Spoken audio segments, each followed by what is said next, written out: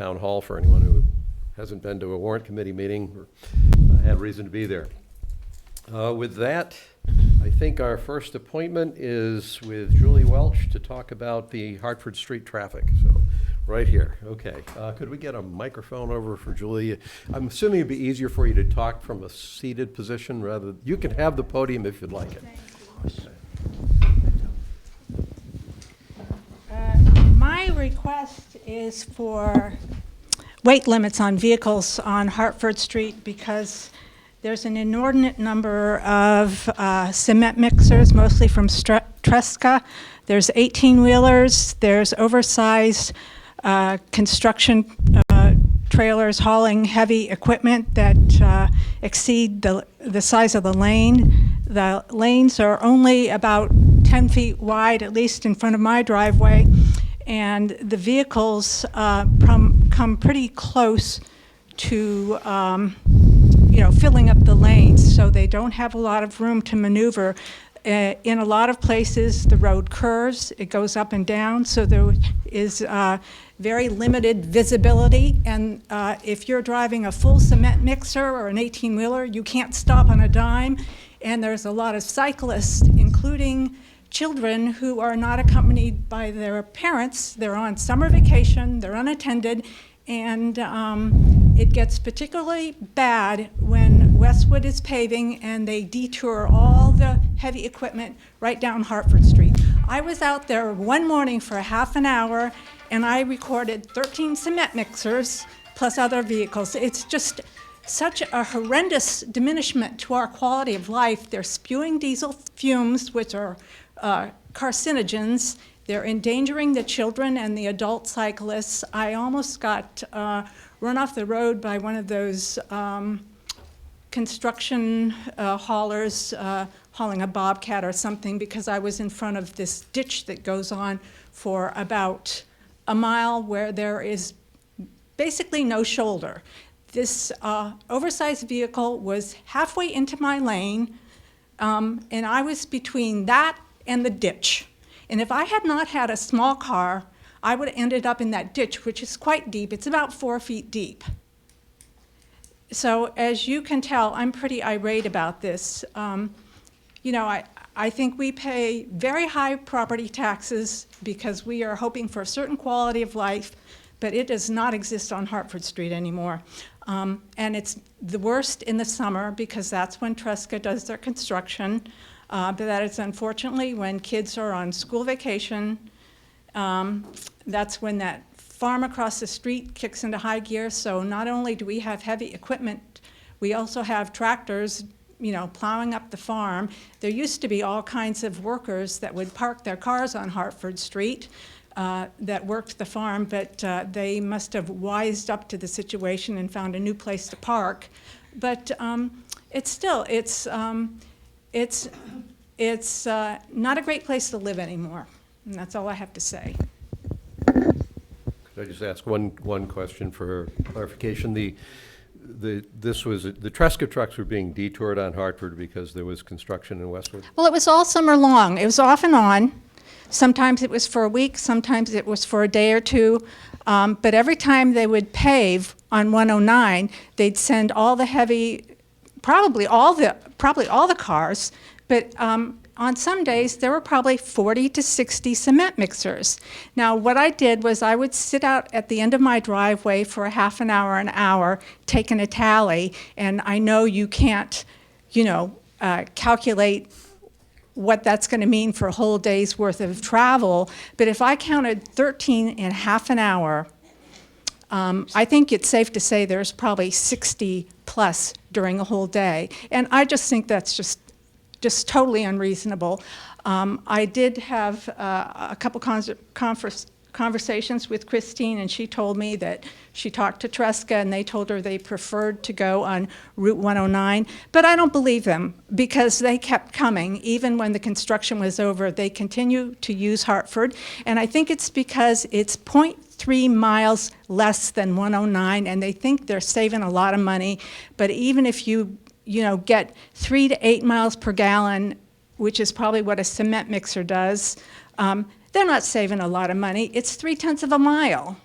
But I think everybody's using these GPS apps to find the shortest route, and they think, oh gosh, I'm going to save all this money, and they're not, and they're ruining our neighborhood.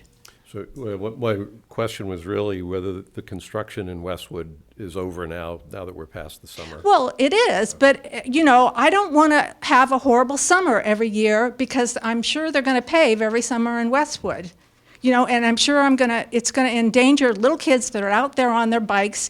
There's no shoulder. If they're riding along that ditch, there's really no place to go. And those cement mixers and 18-wheelers, they probably need 500 feet to stop. And even if they're going the speed limit, even if a cop is sitting there and they're going the speed limit, you're going to die if you're hit by a cement mixer.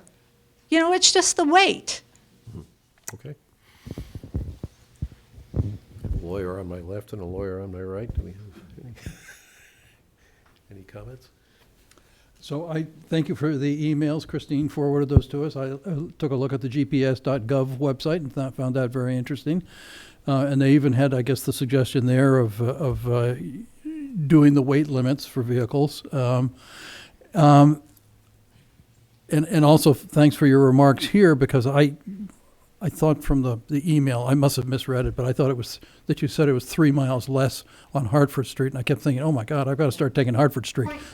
Point three. It's negligible. So yeah, so I missed the decimal point, so thank you for that. Using an estimated miles per gallon and, X number of trips per day, it comes out to maybe they save $1,000 if they make 60 trips a year. Yeah, I mean, and 60 so trips a day. I know that the Tresca trucks were always the bane of Mike Sullivan's existence. He always felt put upon by them, and basically there's not much that we can do to keep them off the road, unfortunately. You bring up the issue of the ditch, which has always been of interest to me, and so I'm kind of curious to hear from Mo as to why that ditch is there. I assume it's because the water level's too high, and that's the only way we can get the water out of there and keep Hartford Street. I think I've heard from Bobby Kennedy Jr. that the layout of that Hartford Street is one of those streets that just got paved. It was never really built with gravel and properly built in the first instance. So I'm going to be curious to hear about that. The other thing that I'm going to be curious to hear about from the chief is whether or not we should be taking a look at all the streets in town and deciding where we have these sorts of weight limits. Because I know that years ago there was a request to ban trucks from Curve Street. And so I think that, in my mind, what we should be doing is creating a protocol for the whole town instead of a response for an individual street. So I'm curious to hear from the chief about that. So those are my thoughts. Pete's curious to hear from Mo and the chief. Let's hear from Mo and the chief, and I'll collect my thoughts in the meantime. As far as Hartford Street, it's a main thoroughfare, a throughway that connects. We talked about it this morning. Connects three communities together. It's very difficult to take vehicles off of a main throughway to put them to another one. You could go to every street in town and exclude trucks. Then you're going to have traffic jams all the way through town. No one's going to get through town. But as far as Hartford Street, it is. It's not the same as 109. 109, we have stops. We have traffic lights, 4 traffic lights that go through town that the Tresca trucks go through, and they stop, and they do damage to the road only because the way it's, we did redo it a few years back, that we built it so that it would take a lot of the abuse. Hartford Street doesn't have those stops.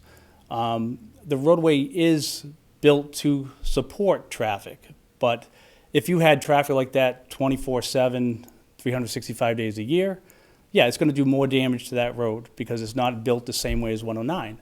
But it's still a throughway to get to other cities and towns, and it's really not fair for us to limit, especially when people are trying to make a living as well. I mean, how do you exclude trucks that need to get to neighborhoods for either cement, for their foundations, for UPS trucks that are delivering mail? It's really a tough decision to do that, because now you're pushing it on to one road. What if you lived on 109? What if you lived on 27? It's still neighborhoods, and they want to exclude it from there too. So I'll give you an example of my neighborhood. I live up by the hospital on Copperwood Road, and so I commute to Newton through Harding Street. And I notice all the big dump trucks now coming, because I don't know, I assume they're going down to the construction debris place on West Mill Street that does the rock crushing and the concrete crushing. Yep. And I often think to myself, gee, I wonder if we should think about asking those people to go Route 27 to get there and come in off of Route 27 instead of going through the neighborhoods the way they do now. And so that it's just something that's occurred to me, whether or not it would make sense to try to push the heavier traffic onto the streets where we want them more, namely 109 and 27. And I don't think that we've ever really looked at that in any sort of comprehensive way, but I would certainly encourage us to maybe think about that. And We did that up on Hospital Road. I think it's a difference between when you have a project in town where trucks are coming in. So with Chapel Hill Landing on Hospital Road, that was part of I think it was the planning board, that when they approved that was one of the things, is that the trucks all had to come in from Route 27. They couldn't come in up Harding Street. So when you have a project, I think you can control the flow, but this is actually looking to change the rules for all trucks, or all trucks of some certain weight on the roadway, regardless of where they're going. So it's a little different. Well, some roads are more appropriate for large vehicles. I have followed 18-wheelers from Westwood into Medfield, and they cannot stay in the lane because they're probably 8.5 feet wide, and the lanes are 10 feet, and the road curves, and they can't navigate the curves and stay in the lanes. That's why I think even though technically they may be okay, if you drive behind them, they're not. And 109 is much safer because it's 12 feet wide lanes and they have shoulders. So I don't think it's appropriate at all to send something like an 18-wheeler on Hartford Street. Plus, it's frequented by cyclists in the summer. And if a cement mixer or an 18-wheeler comes upon a cyclist, there's a curve in the road, they'll go into the other lane, and guess what? They won't be able to see oncoming traffic. You know, it's just really, it's not a safe situation. I mean, it's one of the major roads for getting in and out of Medfield, so I appreciate that you're bothered by the trucks, and I think that any vehicle that drives through Medfield should follow the rules of the road, and if not, they should be. It's physically impossible for them to stay in the lanes. I don't think it's physically impossible, but if it's physically impossible for them to stay. Have one of the cops in an unmarked car follow one and see what they say. Well, I'm sorry you're bothered by it. I mean, I'm sorry it's a difficulty for you, and I'm sorry it's gotten worse over time. I think everyone's kind of mileage varies based on what they can tolerate and what they can't. You know, my house happens to be on Main Street, and I can testify there's lots of Tresca trucks that come by right behind my house every day. But at this point for us, it's mostly entertainment for the kids who like to watch them out the window as opposed to an imposition. And so if you shut down these trucks on Hartford Street, they're going to be on somebody else's street.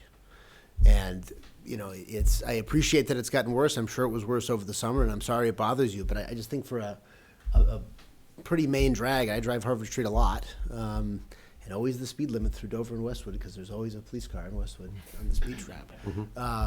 You know, it's a pretty big, wide road, and the reality is it's narrow. 10 feet wide. Well, it's narrower in the Medfield section, but it's very hard If it's a to. construction equipment trailer, it's going into the other lane. Well, obviously, if vehicles are not in the lane, they should be ticketed for not being in the lane. But I don't see how we can shut down Hartford Street and say, well, add more to Route 109 or tell people to go someplace Other else. roads to get these weight limits, because I've seen them in other. A lot of I times think it's bridges. It's a A lot of design times it's- issue, I think. yeah, So a lot of times it's bridges, overpasses, things like that aren't supported as well as a main road is. So that's where you see most of the weight limits. It's not on regular roadways that can support the weights of the vehicles. So let me try, I heard you really raise 4 issues. The first one, you were saying these are heavy trucks, you know, we should put a weight limit on to restrict the trucks. And I'm not an expert in this, which is fortunate that you're here, Mo. I've always assumed the weight limit on a road, and I assume that there would probably be some law that would restrict, the real question I have is, I'm not sure what options we even would have to just arbitrarily use take a particular action simply to not allow certain, trucks to go down a certain You road. just have to Well, put well, a here- weight test strip, a tape across the road and. No, but you can't just, Inquire with the what I'm, DOT. yeah, I don't think, what I'm getting at That's is, what the Representative Garlick, her rep called me and told me what the procedure was. And there is a documented way to do it, and if we to do what, though? put on limits on vehicles, you have to. For what purpose? But run it's a not, test. so you want to, keep going. You want to run the test and do what? There's a kind of tape you can put across the road that will measure the weight of the vehicles Yeah. that cross the road. Then you contact the Department of Transportation, and they have some kind of laws where they can, see what the percentage of heavy vehicle is for your type of road. And if it's above the limit, then they will allow you to put up the signs. It's pretty Okay, okay. straightforward Well, and very so simple. Where I was headed with this is, for the various issues you've raised, my basic question, short of deciding what to do, is whether we even have options. So what you're saying is, with respect to the weight limit, we do have the ability to test for the weight of, I'm not sure if it's the average weight of traffic, or, I don't know how you figure out something goes over a tape, you get a bunch of readings. Maybe it gives you the distribution. I don't think it's the weight issue. I think it's more, I think she's talking more about the size issue, an oversized. Well, that's a separate issue. That's a safety issue. I'll get to that. But what I'm getting at right now is we're talking about cement trucks versus 18-wheelers. We're talking about the weight of the trucks. Because you're saying we should not let Tresca use Hartford Street, or big trucks that are heavy that would have a hard time stopping. 18-wheelers and the cement mixers are very dangerous. I understand that. What I'm trying to do is understand. And that's what I would like to get rid of.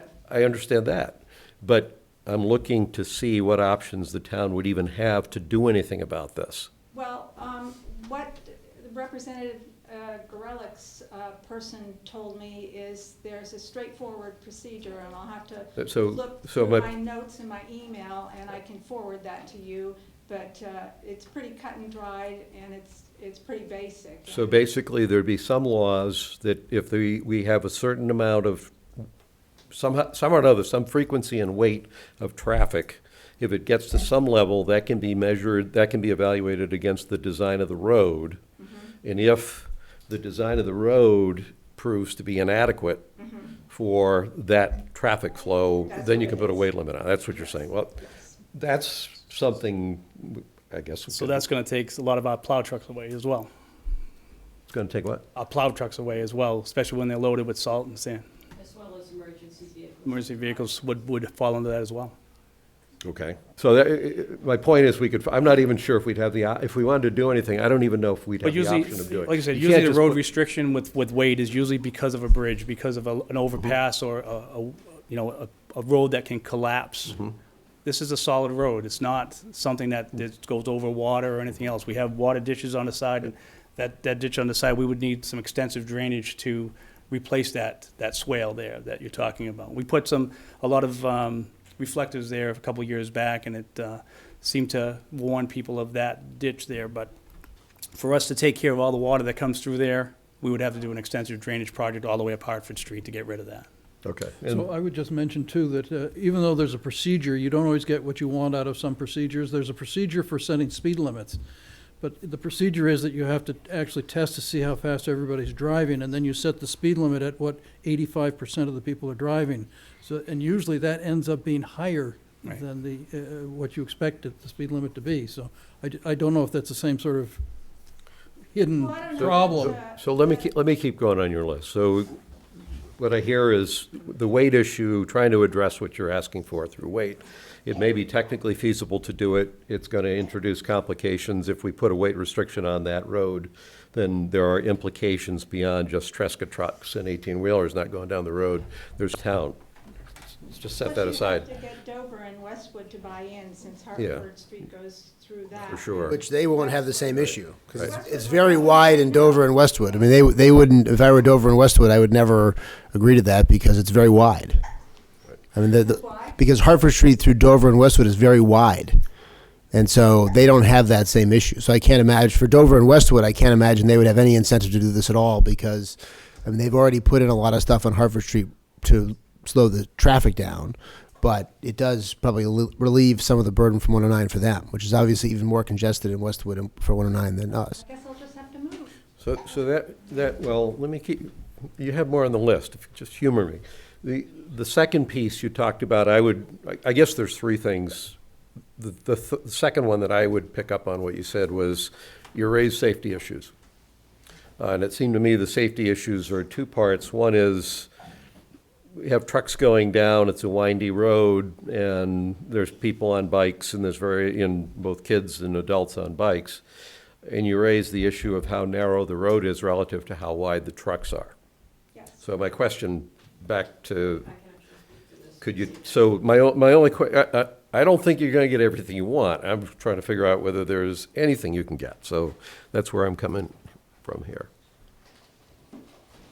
When we first received notice of Ms. Welch's complaints, we obviously took immediate action on it because she raised some safety concerns.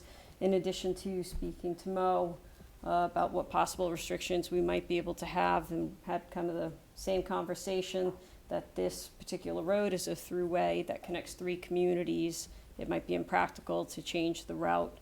It also causes displacement of that traffic, which I'm happy to say the town of Medfield has mostly 2-lane undivided highways. And that's intended to not make this a thoroughfare for people to come through. But then we looked at the traffic side of it. I immediately called the chief in Westwood and confirmed that this was a temporary issue that had taken place due to a detouring for some paving projects that were being done, and that the anticipated date was near to its end. I also spoke to Bob Tresca and advised him of the concerns. He echoed the sentiment that was said earlier that Hartford Avenue is not an ideal travel path for him, and his drivers do try and avoid it at all costs, but they had been diverted down there. In an effort to completely address the safety concerns, I posted officers nearly on a daily basis, including multiple times during the day. Over the last 2 months, my officers have conducted 860 total minutes of traffic enforcement in that area, looking for specific roadway violations, including lane roadway, which would be crossing over the center line or the parking line, intervals between vehicles to address whether the vehicles were providing for sufficient stopping. Our officers do take into consideration that a heavier vehicle requires a longer distance to stop, so therefore they have to give greater intervals between the vehicles. And then, of course, for speeding, to make sure that people were adhering to the speed limits. There was only 1 violation issued after 860 minutes of total traffic enforcement time there. The average speed was marked at 33 miles an hour on the street in either direction. We had no speeding violations, no lane roadway violations, no intervals between vehicles. Tresca also invited us to come down and evaluate any of their trucks for the fact that they would be sufficient to travel that roadway, and we were confident that they are operating legally at this time. Okay. So there was nothing that jumped out to us that was an inherent danger to either pedestrians or other motorists. Could I ask What was the one? one violation? I believe it was a speeding ticket that was issued. I'd have to find it for you if you give me a second. But One other question I'd have is, are there any other provisions you mentioned 18, there's Tresca trucks, which are heavy, and then 18-wheelers, which I assume are semi-trucks that have big cargo behind them. Is there any other provisions that are, or considerations around truck length as opposed to truck weight that would be a consideration here? You can't navigate the curves. Well, that's why I'm asking the question, but it's a legal road, so that's why I'm asking the question, whether length rather than weight. Fuel tankers. Yeah, I mean, people get heating oil, and although even those aren't, they're not big. Yeah. There's some Tresca double-length tanker type truck, and, Well, is it only Tresca that you're talking about, or? no, there's all kinds of different, construction companies is that we're sending their trucks down there, and some of them are as long as 18-wheelers. Mhm. Some of them are they're not heating oil, they had Tresca on them, but they were big liquid. So it'd be like a water, maybe a water. I don't believe it'll be a consistent flow of traffic in that respect, besides the construction that will be detoured at times. I mean, you're gonna find that anywhere you go, that there's a construction project down the street in the subdivision nearby, they have to get their equipment down to there, they have to do that work. I think you saw an enormous amount of traffic because of the detours. Now that they're over, I don't believe that it's gonna be, 109 is gonna be impacted that many times every summer that you're talking about. Here in Medfield, we did, I think it was maybe 2 weeks worth of work, and we were done. You're gonna see, just at times, you're gonna see detours go through the area. Unfortunately, there's no other way for the people to navigate through if they don't go to Hartford Street. It's just, it's kind of the we didn't ask people to move there, but we understand it, and we try to limit the amount of detours that we do through these, and we actually do detours down Nebo Street. We do detours through subdivisions to get around certain projects, and it's gonna happen year to year, but I don't think it's gonna be a consistent trend for that. Well, I hope you're right, because last summer was misery. You will get a truck here and there that will go through there to save time, like you said, but I don't think it's. It's not a truck here and there, it's a huge volume. Again, I think it's because of the detours at this time, and I'm hoping that. Even when the detours were over, people get in the habit, and Tresca's lying to you. They go through there all the time. That being said, Selectman, it was a speeding violation actually issued by Officer Maxwell. I don't think we have an easy answer for you at this point. Oh, I already knew before I Okay. came in what Okay. your answer would be. Okay. Well, Like lip service. yeah, well, there are real considerations that go beyond just the one you raised. Not that the one you raised isn't something that needs to be considered, but I actually have a hard time, if 109 is closed down for construction, I have a hard time picturing what the alternative detour would be other than Hartford Street that would be better.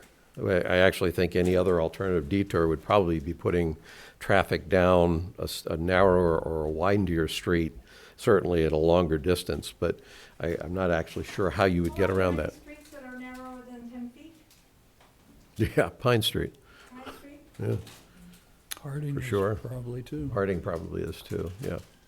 Yeah, I mean, Hartford is, for a street that's kind of an alternative, it's probably one of the wider. I'm not trying to argue you out of the concerns you have. I'm saying as a practical matter, I don't think I heard anything tonight that was an easy solution to get you what you're looking for without incurring other complications. So I'd ask you to give it some time, see if Mo is right, that we had a lot of construction in Westwood this summer, so you got more than you might ordinarily get.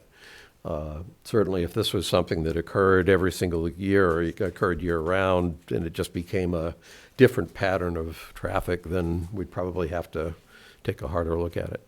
So, Have we gotten complaints from cyclists or others on the street about the trucks? We have no other complaints logged. all right. I think that's probably as far as we can go tonight with that. Okay. Second appointment is Chief Garrett requesting the selectmen to vote to appoint Ryan Maxfield as sergeant and to offer conditional employment to the following candidates: Christy Matarana, Garrett Ledbetter, Charlotte D. Clementi, Michael Downing, Francis Thesey, Joseph Sherbertus, Carolyn Scheingold, and Terrence Tian. And also to appoint Brendan Pasco and Brian Surrett as special police officers.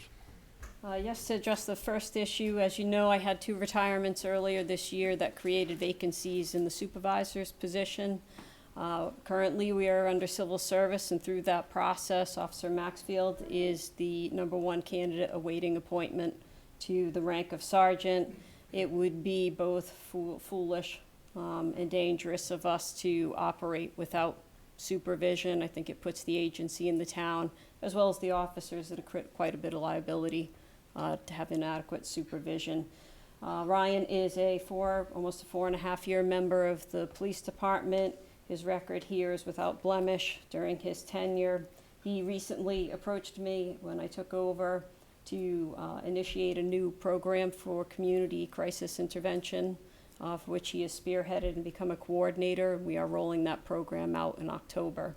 So I think he's demonstrated some growth in some of the qualities that we would look for in a supervisor, and I therefore recommend that he be promoted to the rank. We probably should do these one bullet at a time, so. Yes, please. Okay. So will this bring us to 4 sergeants? Yes. I would move to appoint Ryan Maxfield as a sergeant. I second. All those in favor? Aye. Thank you. Congratulations. Congratulations. Congratulations.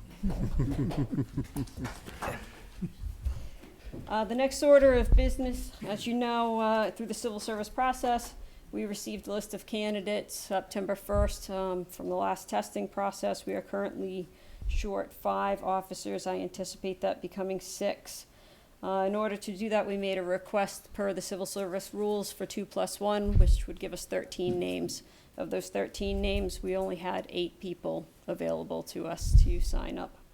The names are as follows: Christy Martirana, Garrett Ledbetter, Charlotte DiClementi, Michael Downing, Francis Thesey, Joseph Schibertes, Carolyn Scheingold, and Terrence Tehan. In order for us to continue any background investigation, we must provide a conditional offer of employment to get a release of those records. Our letter to them stipulates that it is pending a successful background investigation, psychological, physical, drug screening, as well as the availability of an open position. So we are asking for backgrounds on more candidates, anticipating we might lose some through the process. Have each of these candidates expressed interest in Medfield? Yes, through the civil service process, they have to respond into the station within a set period of time and sign acknowledging that they are still interested. And these are the candidates that have. Does that mean that this is the only department they're applying to, or could they be applying to other departments as well? We are aware of one individual in this process right now that is currently going through the state police process as well. They operate as a separate entity. I think a couple of the people are Medfield connected, grew up in Medfield maybe, do you know? According to civil service, they all had to live here for a year prior to their taking the test Yeah, all right. to establish residency. I think a couple of them are much longer term. Yes, I believe a couple of them are lifetime. But they're all local? Is what- They don't Or they- necessarily still live in Medfield, But but they the year did at some prior to point. taking the test, they did. I got it. Okay. I would move then to offer conditional employment to the indicated candidates. I second. All those in favor? Aye. Aye. Okay. Thank you. And the very last thing, as you know, our staffing levels are a bit short.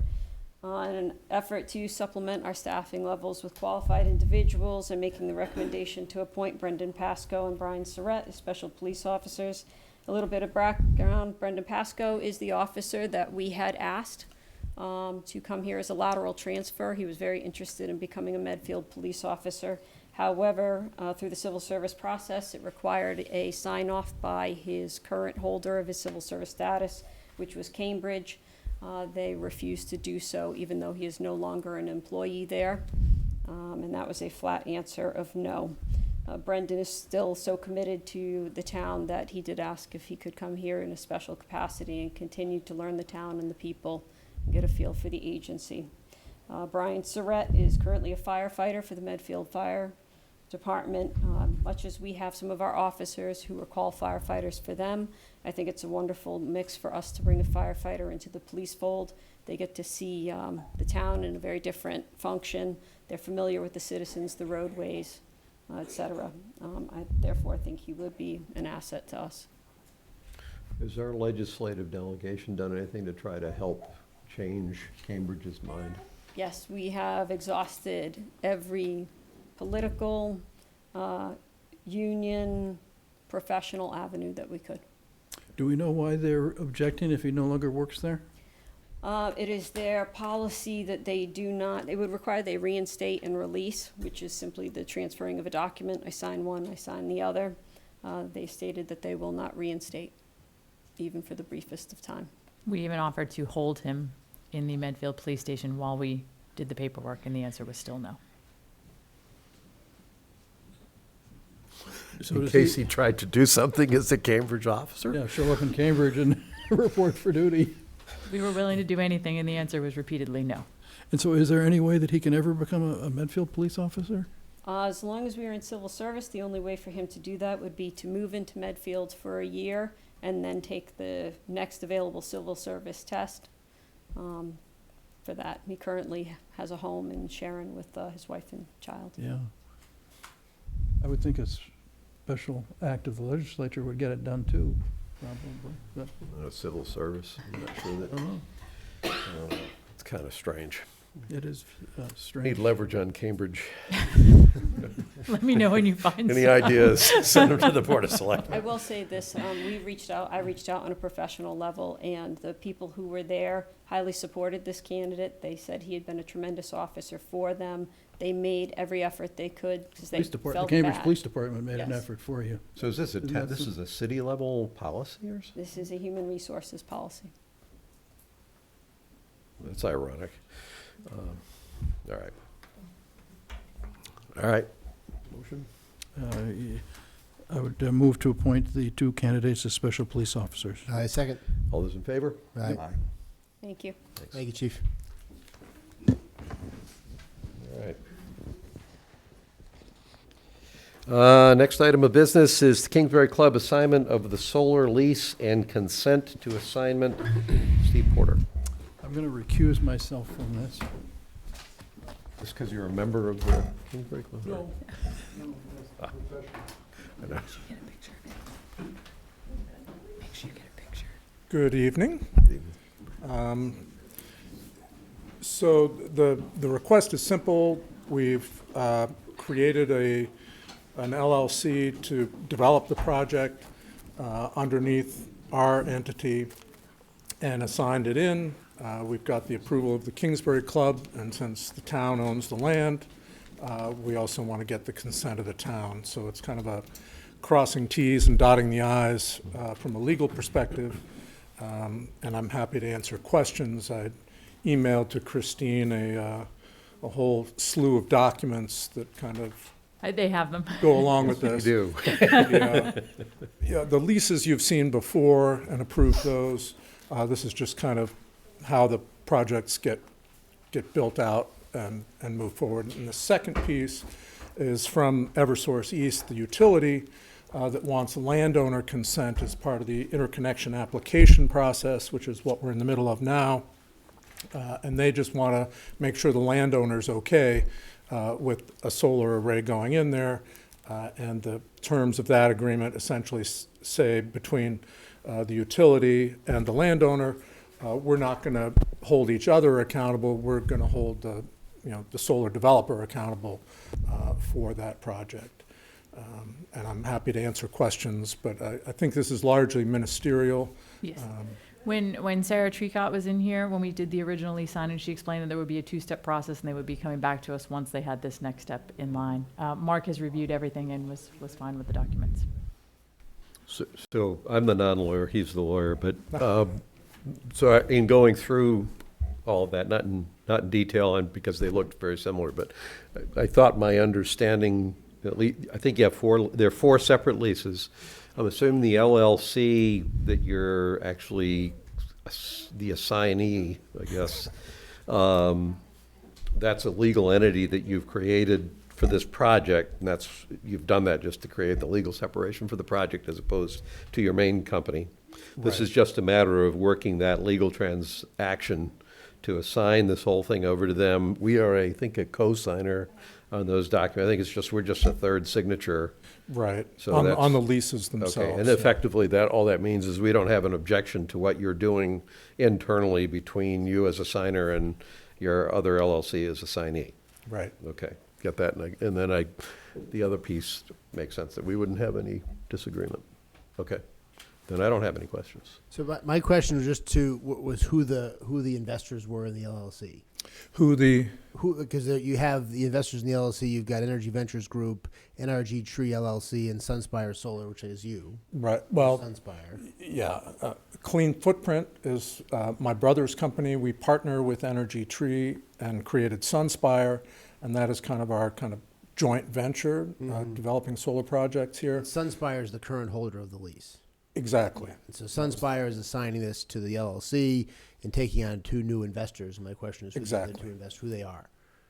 The investors, Yeah. one is Energy Tree itself, and the other is a group in Andover called EVG, which is Energy Ventures Group. And Energy Tree is your brother's company? No, Clean Footprint LLC. So who It's is mine. Energy Tree? Energy Tree is a Massachusetts company based in Lowell that also does solar development work.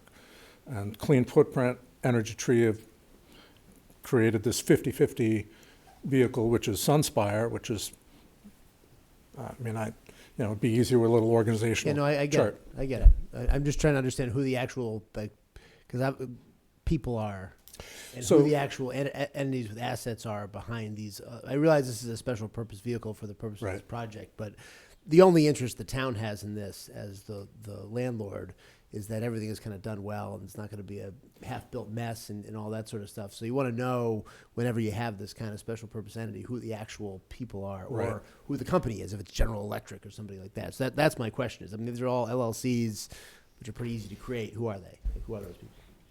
Individuals or? Just tell me. Is Energy Ventures? It's a publicly traded company that's on the New York Stock Exchange. What is it? No, they're a small new company. There are 2 guys who used to work major energy investment deals in kind of the natural gas context. I guess they got downsized or moved out, and so they're creating a new company to invest in solar.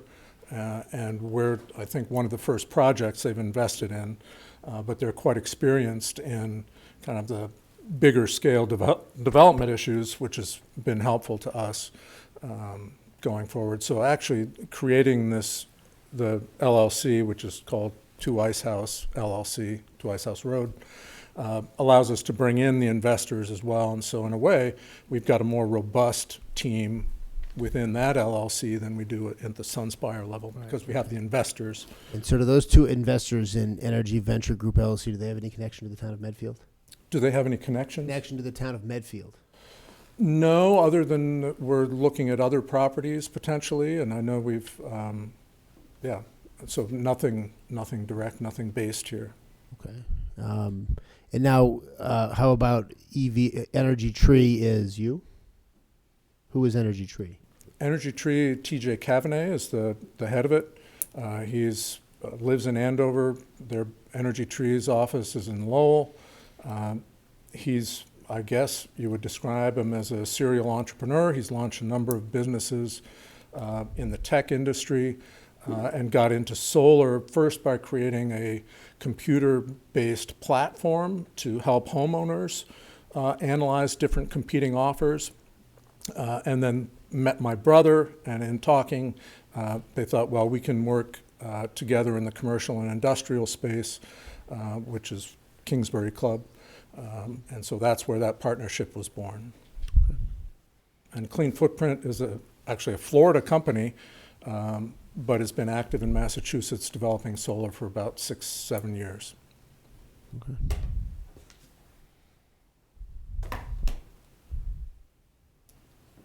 I would just say in the future, for this, just for our own purposes, if we have these kinds of companies that are not readily identifiable, or they have individual investors, it'd be helpful to know who they are in the package.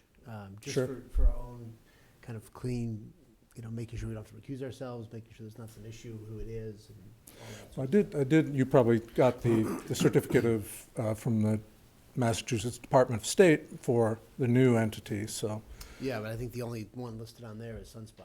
right.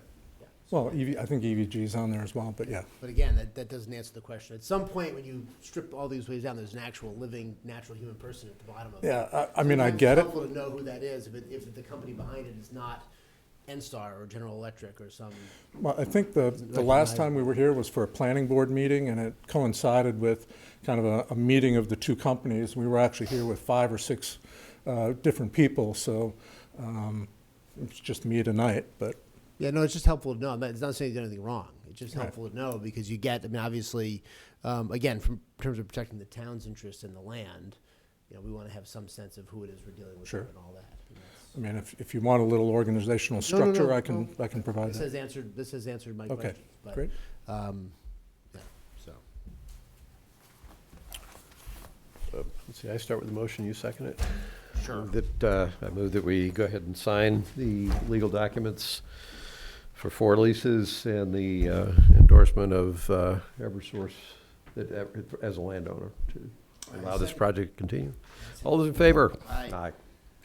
Thank you. Okay.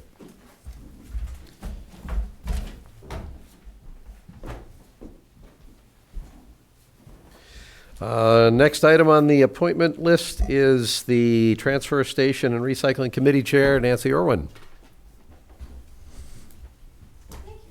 Hello, Nancy.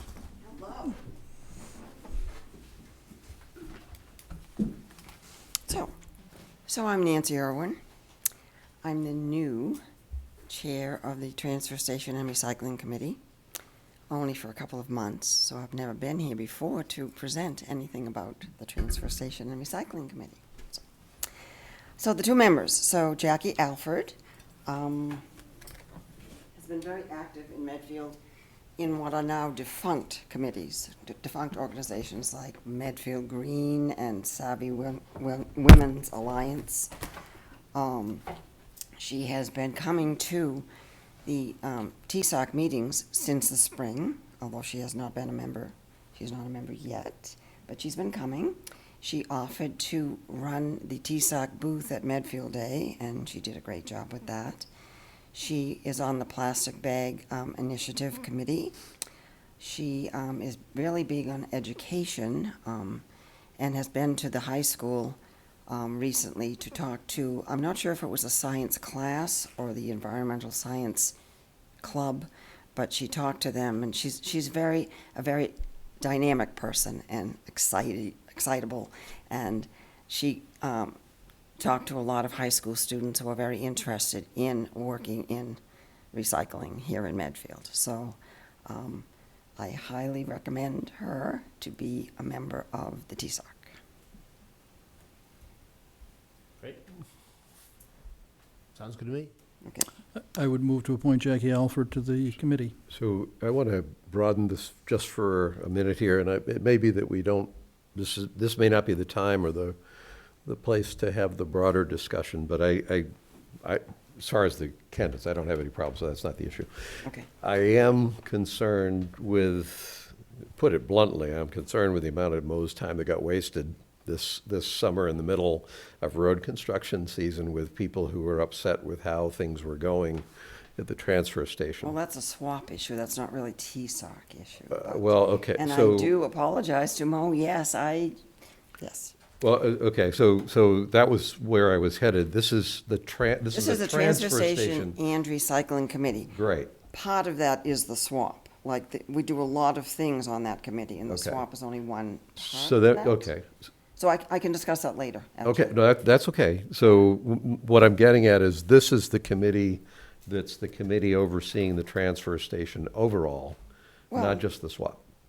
Well, the purpose, I think the purpose of the committee is to offer advice, but it's a working committee. And so we work really to reduce trash, to increase recycling, not just at the transfer station, but around town. And I think also to make the environment healthier. So I don't think that we oversee the transfer station by any means. They're a good support network for our transfer station, for the operation and the recycling part of it. So we do, they do a lot of work behind the scenes that they don't get enough credit for. They do. Thank you. No, I mean that. But they They do a lot of work and a lot of research to try to find new and innovative ways for us to improve our operation down there. So it is helpful to us. And So let me cut to the, because I've heard enough, but, so the people that are on this committee are the people that you would like to see on this committee doing the role that this committee performs? Correct. And I was going to talk about the Transfer Station and Recycling Committee after these two were appointed, but if you want me to do that No, first. I'm prepared to go ahead with appointing these two, as long as we have the right mix of people on the committee to do that bigger picture. That's all I was trying to make sure of. And I think we have to reappoint, I don't think we've reappointed the other members yet. No, you have not. No. So there are 7 currently on there, and Jackie would make 8, and Kimberly, I haven't talked to you about Kimberly yet, she would make 9. And I think the charter calls for 9 members. So do we have to do? But I can talk about reappoint 7 and then appoint 2 new ones? Correct. But I want to hear about Kimberly first. All right, so Kimberly. So I know Kim because I substitute at Medfield High School, and she graduated from there 4 years ago. So I knew her in high school, and she really was a wonderful student in school. And then she went off to college, and she majored in environmental science. So like, wow. So since coming back now in May, she has also attended all of the Transfer Station and Recycling Committee meetings. And she's done a lot in between one meeting and the next. She helped out at the TSOC booth at Medfield Day. She's also on the Plastic Bag Initiative Committee. She almost single-handedly did a lot of education at the Memo concerts this summer in the park there next to the library. Like a person would come, they would enjoy the concert, they would be eating there, they would bring their leftovers, shall I say, at the end of the concert, up to throw them away. And Kim would show them, this goes into composting, this goes into recycling, and this goes into trash. So, she did an awesome job. But even more, speaking to my heart, she volunteered all summer at the swap. And when I say all summer, I mean all day Wednesday, all day Friday, and I think she's trying to take over my job as the grand poobah of the swap. So she is awesome. So, I do think, did I mention that she's also on? Yes, I think I mentioned the other things. So I wholeheartedly, request that you appoint Kim to the committee. If you'll give me Kim's last name, I'll Oh, I'm so sorry. ask that she get appointed. It's right It's here. Kimberly Schubert. Oh, I'm so sorry. We only get one copy of this, and those are written in. You have to on- share it, copy of the yes. agenda. Okay. So I would move that we appoint Jackie Alford and Kimberly Schubert to the, I think we're TSARC. going to reappoint the And 7. reappoint- Let's reappoint, and reappoint the Existing let's do the 7 as well. reappointment first to the 7 existing members, and then we'll do those. All right, I'll move that we reappoint the 7 existing members. Do you need those names? No. Second. All those in favor? Aye. Yes. Okay, Thank you. now you can do it. Now I move that we appoint Jackie Alford and Kimberly Schubert to the committee. Also second. All those in favor? Aye. Yep. Done. Okay. So next was a report on TSOC, yes. So as I stated, I'm Nancy Irwin. I'm the current chair of the TSOC since June. TSOC does, for those of you that are watching on TV, stand for Transfer Station and Recycling Committee. It's been around for about 20 years, although it's changed its name. And I'm not going to speak to all 20 years' activity, but I will talk about what we've done recently. First of all, we have an email, which is medfieldtsoc@gmail.com.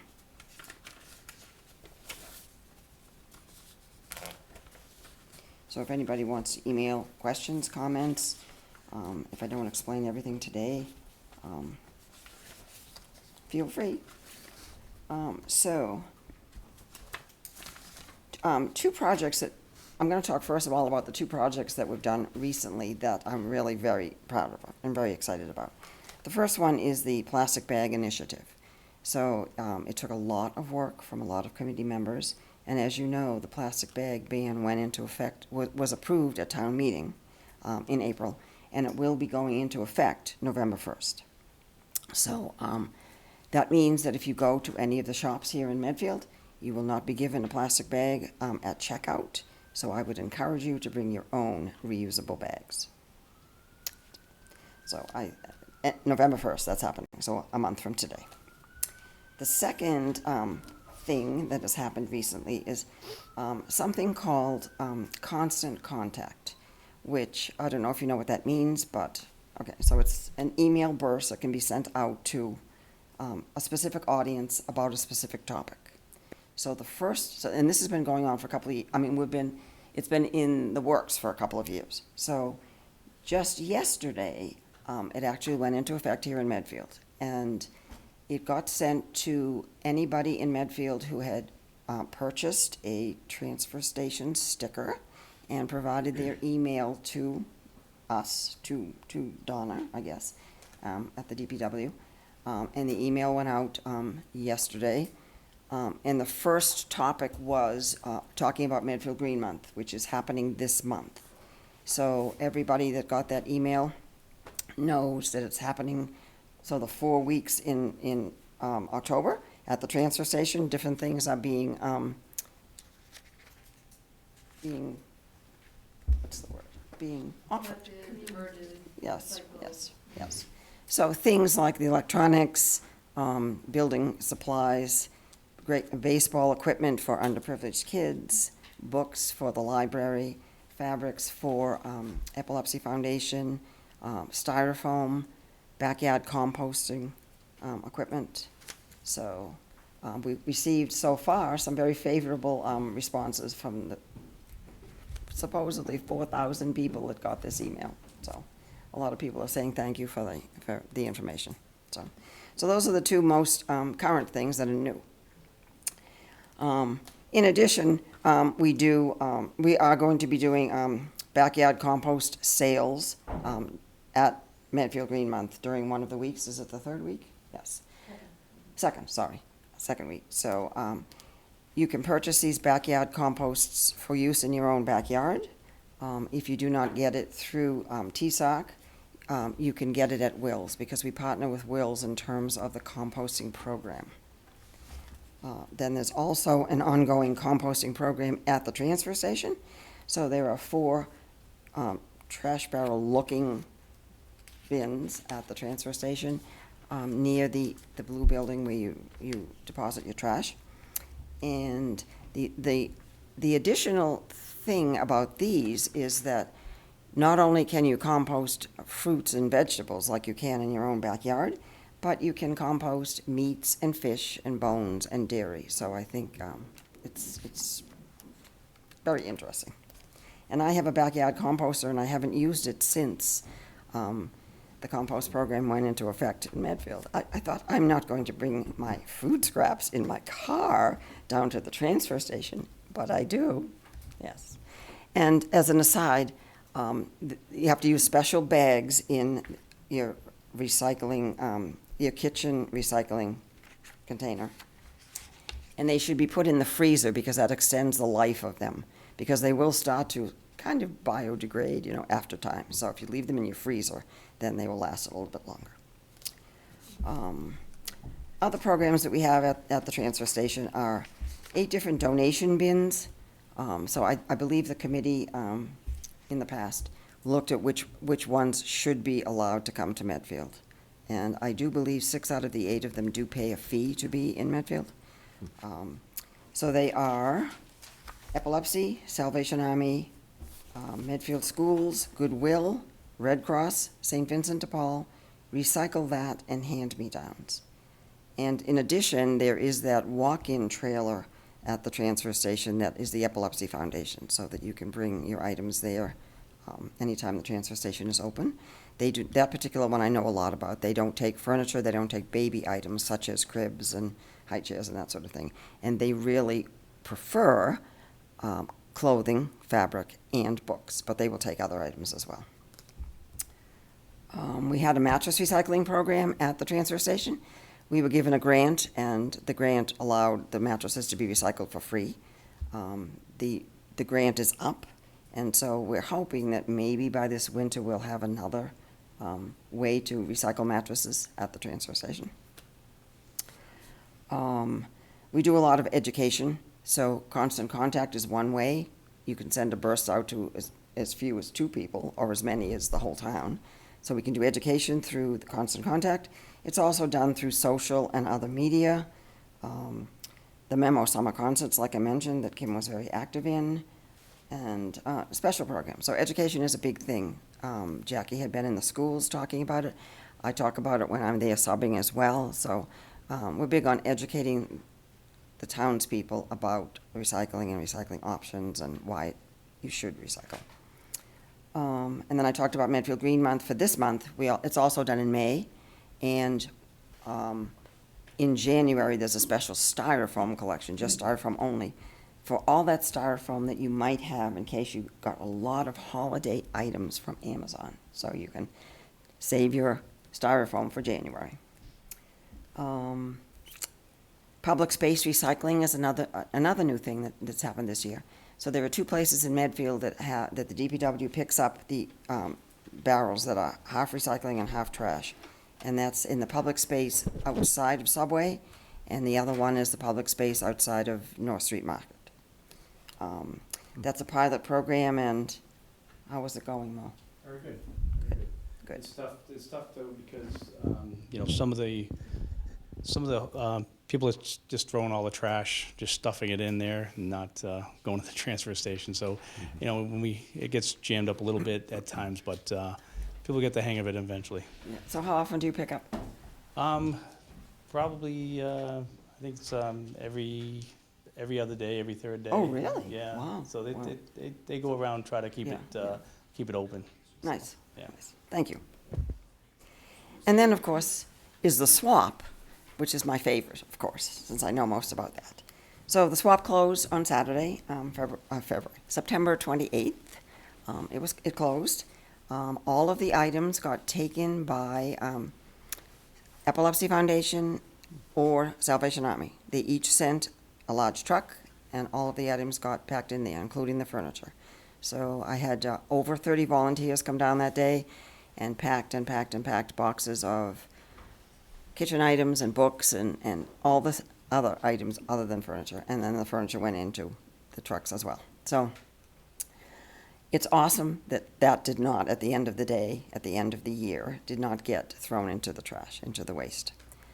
Throughout the year, though, a lot of things are happening down at the swap. It's not just that customers come and take things home for their own personal use, but New Life Home Refurnishings comes every week and takes things. We send things to the Medfield Animal Shelter, to the Senior Center, to the All-Night Graduation Party Committee requests certain things for their decorations. The theater, the drama club, I guess, at the high school requests certain things for their plays, and they're having a play coming up soon, and they actually came to the transfer station last week and took 6 chairs that they're going to be using in their next production. We send things to Hinckley Playground. So there are a lot of places in town that the swap is valuable for. Additionally, I think there's a tool library program at the library, so things go to the tool library as well. So, yes. There are 2, so the committee does spend money, and occasionally we do have to ask Mo for some money, and occasionally we ask Memo for some money, but we do have ways of generating money as well. So there are 2 programs. One is called the Recycling Dividends Program, and the DEP has different lists of things that we can do to advance recycling. And if we do them, we get points, and the points are translated into dollars. So we do get money that way. So we do keep track of what we need to do, and we do that. What kinds of things do they ask you to do? For example, if we have available the backyard composting, if we have them available like all year long, then we get a couple of points, Okay. yes. And what else is there, Megan? Swap shop, we get points for that. Do we? Well, I can just tell you the kinds of things that are on there. Can I get you to grab that mic? they try to incent you to do more things to reduce the amount of things that go on the tip floor. So because we have the swap, we get credit. Because we offer the compost bins, we get credit. Because we run a really good charm, which is a center for hard to recycle materials. And that includes being able to go down to the transfer station and drop off books, drop off clothing, put down your batteries, find a place for light bulbs, things like that. The rigid plastics, because we operate that kind of, they incent us for that. Okay. So every year they get more, the bar gets higher, but we're holding our own. Okay. So Thanks. Thank you. And then the second way to generate money is what's called a revolving fund, and that's donations of money, actually. And that would be like the bins, 6 out of the 8 bins at the transfer station do pay a fee to be there. Yes. Good. And then one of them, the Epilepsy Foundation, actually pays the town a certain amount for fabric and books, depending on the weight. So,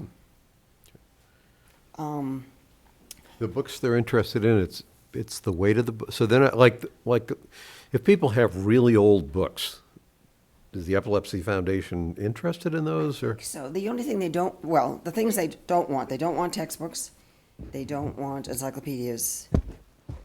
Is there anything else? just gonna say, they just pay per pound. So it's, Nobody's yeah. looking and saying, Yeah, gosh, yeah, this is a great book. yeah. Instead of deciding Right. against $700. Well, But they yeah. need to. Well, they- the reason I asked is because you 'Cause you have might some? have a few old books in the house, and it's You like, think? I'm not going to bring this book to the library, but if it's somebody actually wants them, that's a little different than trying to slough off Yeah, no. old I would books. say the Okay. Friends of the Medfield Library would discern that. Yeah, maybe give yeah. it some value. Okay, all right. So you'll be cleaning out over the winter? That's your Well, We need to goal? get Gus an eBay account, I think. So it's the good only- it's good to know there's an option for Yes, some of the piles it of books is. I I mean, have. there's always a place to bring you things. And of course, the swap Right. when it's open, which is only from May, beginning of May till the end of September. Right. So, but you've got those 5 months. And so the only other thing I wanted to say was that we are continuing to do all of these things, but we are always looking to do something else. And so since we have already successfully banned plastic bags here in Medfield, we're going to be looking at something else that is not good for our environment. So, You're looking to ban something else.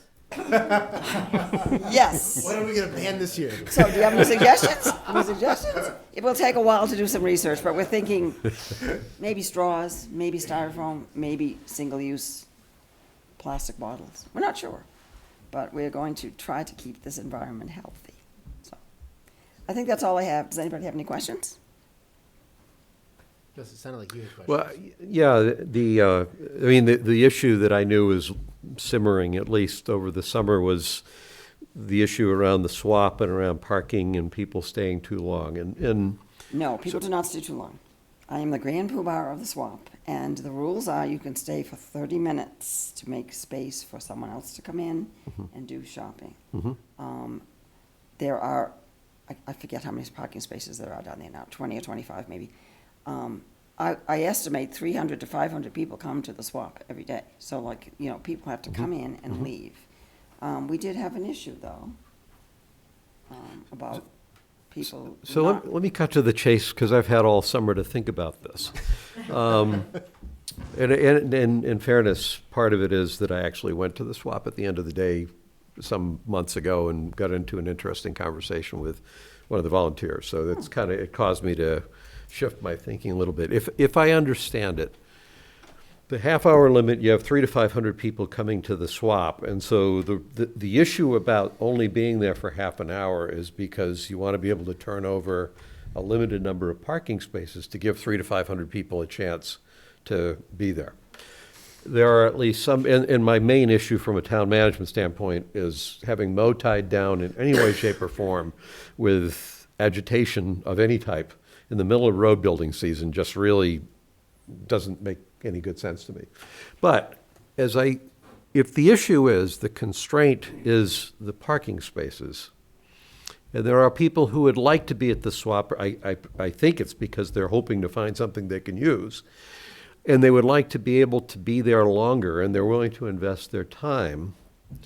Where I did, rather than fight that problem, I basically said, we got a lot of land out there, is there any way to create a more remote parking area, parking space that wouldn't interfere with flows. This is the tough part, where people who, if you want to be here more than the half hour, park over this place that nobody cares about you parking, and then walk in. The long-term parking lot.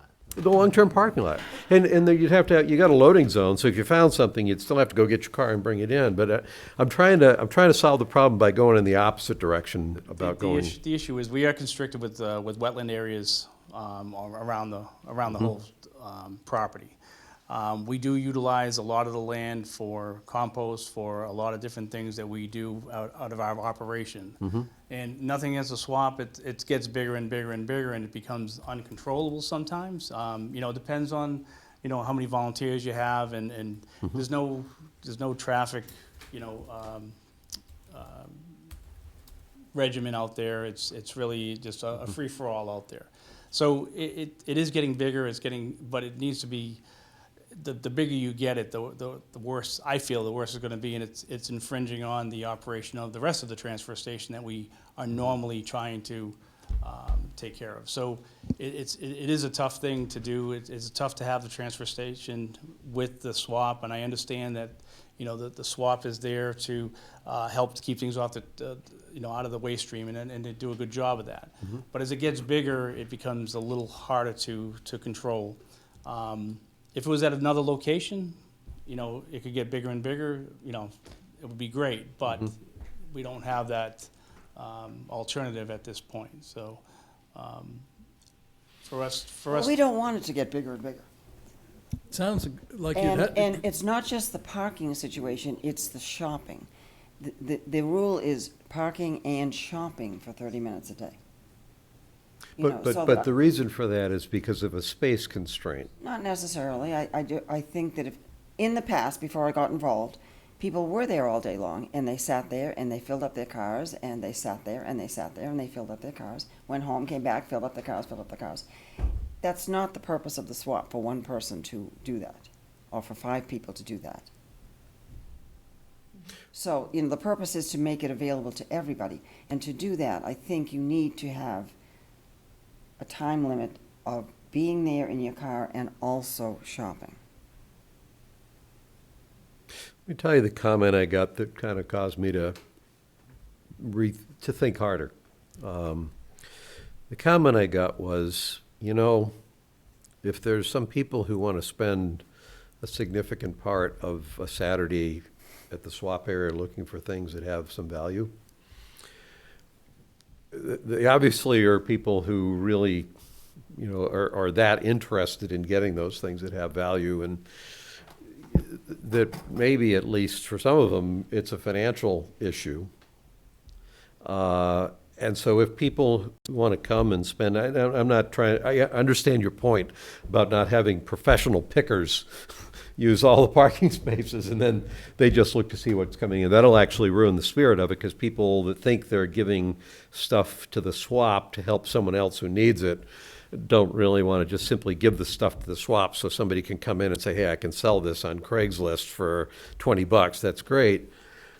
But the comment made me, originally I was... What was the comment? The comment was, if there are people in town, and some of the people I at least know indirectly, and I can see how, if there are people in town who find it worth their time to spend an extended amount of time at the swap in hopes of finding something that there's of value that maybe they don't even want to use, but that they think they know how they could sell it and make some money at it. And if there are people who have, the financial pressures that make it worth their time in the middle of the summer to spend a significant part of Saturday there doing that, is that really so bad? Is that the purpose of the swap, though? So that someone can make a living out of it? I mean, I give up paid employment to volunteer at the swap. I think So I think the purpose of the swap is, yeah, I think making money. I think the purpose of the swap is, well, you tell me, but I've looked at the swap as the purpose is to find ways to get people to reuse that, whether Yes, to that's reuse, whether that's recycle, somebody from renew, Medfield coming in and refurbish. doing it, or somebody saying, hey, this is something I know who can use it. So I wouldn't automatically preclude a bank shot to get it to someone. I think there's the thought of it. There's 3 days for the people to utilize the swap. We're open Wednesday, we're open Fridays, we're open Saturdays. The issue is, if someone's there monopolizing the time, and actually, some people are trying to, as soon as someone comes, they grab whatever's valuable, they throw it in their car. It doesn't give an opportunity for other people to utilize some of the things that they could use. If they wanted to come in the next day, whatever's left over, they can take whatever they want in those 30 minutes. So it's not like you're keeping them away. It's just that, Putting aside the debate about the purpose of the swap, what's a bigger management problem for you? well, when you have that many people there at once, they'll park everywhere. And now you got kids, you got families going back and forth, and it's interrupting into the operation of the rest of the transfer station where the people are trying to get rid of their solid waste and So recycling. it's easier to manage if there's a flow. In other Yes. words, it makes it harder if people are there longer because then it will just stack up. Right. And again, we're not stopping people from taking things. If they want to sell it on eBay or they want to sell it on Craigslist, that's their prerogative. But we're not trying to run businesses out of there. We're trying to. And I wasn't trying to say just free and open parking. What I was getting at is it sounds like part of the constraint here. I don't think I could get through everything you have at the swap in half an hour, even if I just showed up and was only looking for something, just, the sheer stuff you, and it's not like, But we it's have it not very junk. well organized, so if you I say to me, know. I'm interested in a baseball mitt, I can show you right where it is. Yes. I'm sure you can, but if I don't, the way I shop is I'm looking for a baseball mitt. I go to Will's and I go looking for a screwdriver and I walk out with 3 other things because that's a really good tool. And this thing, oh yeah, we don't have that rake is pretty crappy. So the way I shop would not lend itself to your half-hour limit because part of me is just wandering around. I'm not suggesting, so let's put permanent parking so people can, vultures can stand at the entrance. But what I'm getting at is if the problem, I'm not trying to tell you where to go. Because I knew it was a problem, I was forcing myself to think about solving the problem a different way. And the reason I got triggered to do that was the comment I got when I visited at the end, and it was a comment by a volunteer that said, hey, if there's somebody here who's fighting because they want 40 minutes, not 30 minutes, it's like there's reasons. Well, it's not so much, 10 minutes over is not a big deal. It's more the fact that people are there all day long and waiting for people to come, So- to drop it off, to fill their vehicles, to do whatever they want with it. Okay. And it just gives, we get a lot of complaints. Which is not People- allowed, I'm there, and I enforce that, so that is not allowed And people anymore. complain about that to us. Yes. So what I'm getting at, so what I'm saying is there any way to loosen the pressure, the time pressure? If the constraint is, well, we have to rotate them at this rate because of 300 to 500 people wanting to get here. I'm saying if there were more parking options, maybe not so convenient, but there's I look at it and say there's a lot of land here. The only trick is to keep people out of the flow. If there was a parking option, so yeah, it's not the best place, but if you park here, it's an hour. If you park here, it's half an hour. And if you come here, that's a loading zone. Still try to treat it as a transfer station, and the swap is. I'm not trying to do you see what I'm getting at? Is that the I constraint? do, but I don't think there is room at the transfer station for more parking, really. Okay. And I think one of the issues is we need a police officer down there on Wednesday and Friday as well as Saturday. The police officer there on Saturday keeps the flow going. With all these new, But Wednesday and Appointments. Friday, We don't have any officers to give up for that. so it doesn't have, well, maybe it doesn't have to be a police officer, but it needs to be somebody to make sure that non-residents are not coming in, because So that's a problem. we're working on that as a DPW. We are planning something for, hopefully by the end of the winter, before the winter starts, to accommodate something to that fashion. So Nice. we are working on some plan for that. We're also working on a plan to reconfigure the transfer station. It's in one of our capital projects that we're looking to have a systems engineer look at that transfer station, how we operate, what we need to operate, and how to reconfigure it so it works, and incorporating the swap as well. And maybe we could look at the parking situation to make it a little better. okay. Yeah, I wasn't trying to push you anywhere. Nope, I mean, I spent the summer trying to think about this problem in a different way. Well, And thank you, I appreciate that. So, Mo, what I hear you saying is that you'd prefer the swap wasn't there at the transfer well, station. it would give the swap an opportunity to do more things, to do it differently, as long as you had volunteers that you were able to support that.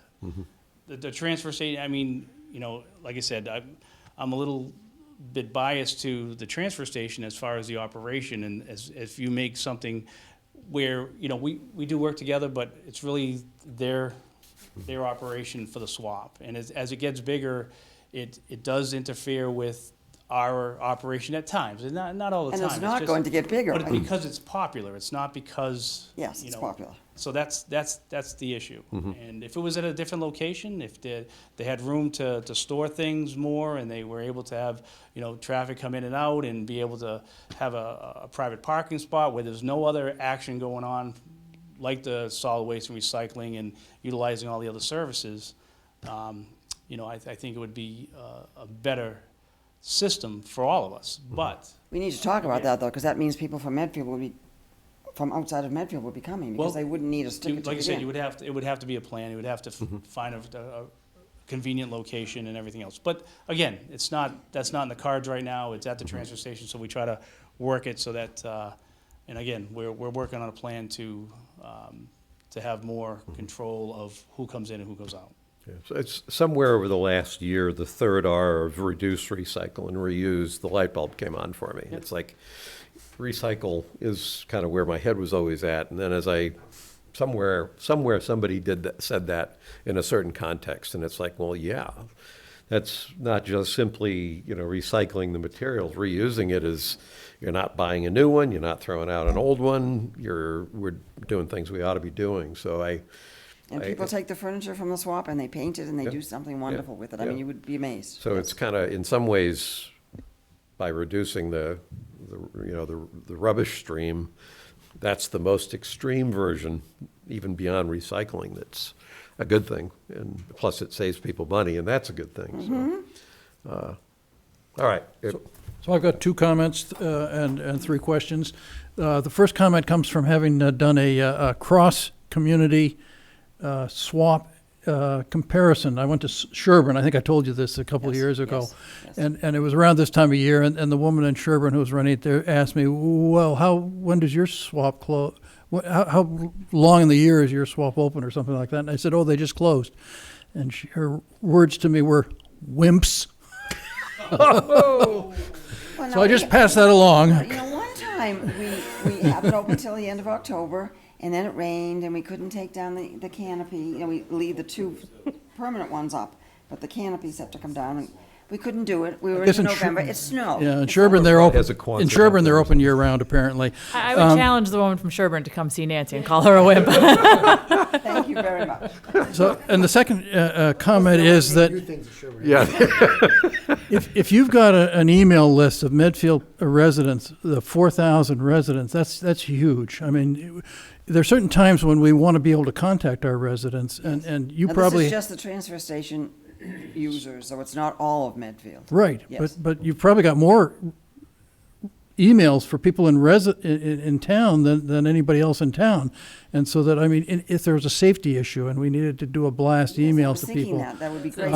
it's- Constant contact. No, we're doing it through our new reverse 911 program, where people will be able to. So it's phone. People will be able to do email, text, phone, whatever. You can do any of You can do all of them if you'd like. You'll get to Oh. choose how you would like to be contacted. But when is we're that an like it. opt-in situation? Yes. So what I would suggest is that we include in the police census, or a question for is it called the police census? The one that Carol Mayer does annually. Just add a question for asking for an email address. And it would be hugely useful to the town, I think, to be able to communicate out to everybody in town if we needed to. So just a thought. And then a couple questions. Food recycling, how many pounds, or how it's a great program, so how successful is it? It's around 650 to 750 pounds per week. Per week? Holy smokes. Great. So how many barrels is that? 4 barrels per week? Wow. There's 4 there, yeah. Oh, Probably close to 4 being full. I mean, it's changed over the years, like I said a couple of years ago. I didn't Good. want to do it at all, and then there was hardly any in there. I'm like, now, when I bring my composting, I look inside and I see how much is there. And then I check at the end of the day, and there's a lot more, so, yes. the number of things that you know, Nancy. A lot of I don't data know points. I don't know everything, Pete, but I do know a lot, yes. So my second question is about I know that the water wheel down at the grist mill was built with money that was collected at the transfer station from the returnable bottles. Oh. And over the years, there was like $30,000 worth of money in this fund that was used to buy the water wheel down there. Do we collect any returnable bottles at the transfer station? Utilize that money down at the gristmill. So we don't collect any returnable bottles any longer? They do, but they still. Oh, have- the gristmill still gets the money? Correct. Oh, okay, all right, great. And then the last thing I was gonna ask is, I noticed that, I live near you, so that I've actually run across from my neighborhood through your lot, and so I've seen your compost piles in the back, and they're huge. And, all the compost, is that used in the town? Or what else do we do with it? Some of what we do, when we compost it, we do have to, some companies do come in and truck it out of there. We do use it for different projects, but, there's a lot of compost that comes in from the community. So we have to, we bring in tub grinders, yearly to get that all, into mulch. We do have, places that do come in for that, but, we do try to get rid of it as best we can. So when you say that companies are coming in for it, are we selling it to them, or We're not selling it. we just for give it away? Well, we have to, because we need room for more for the next year.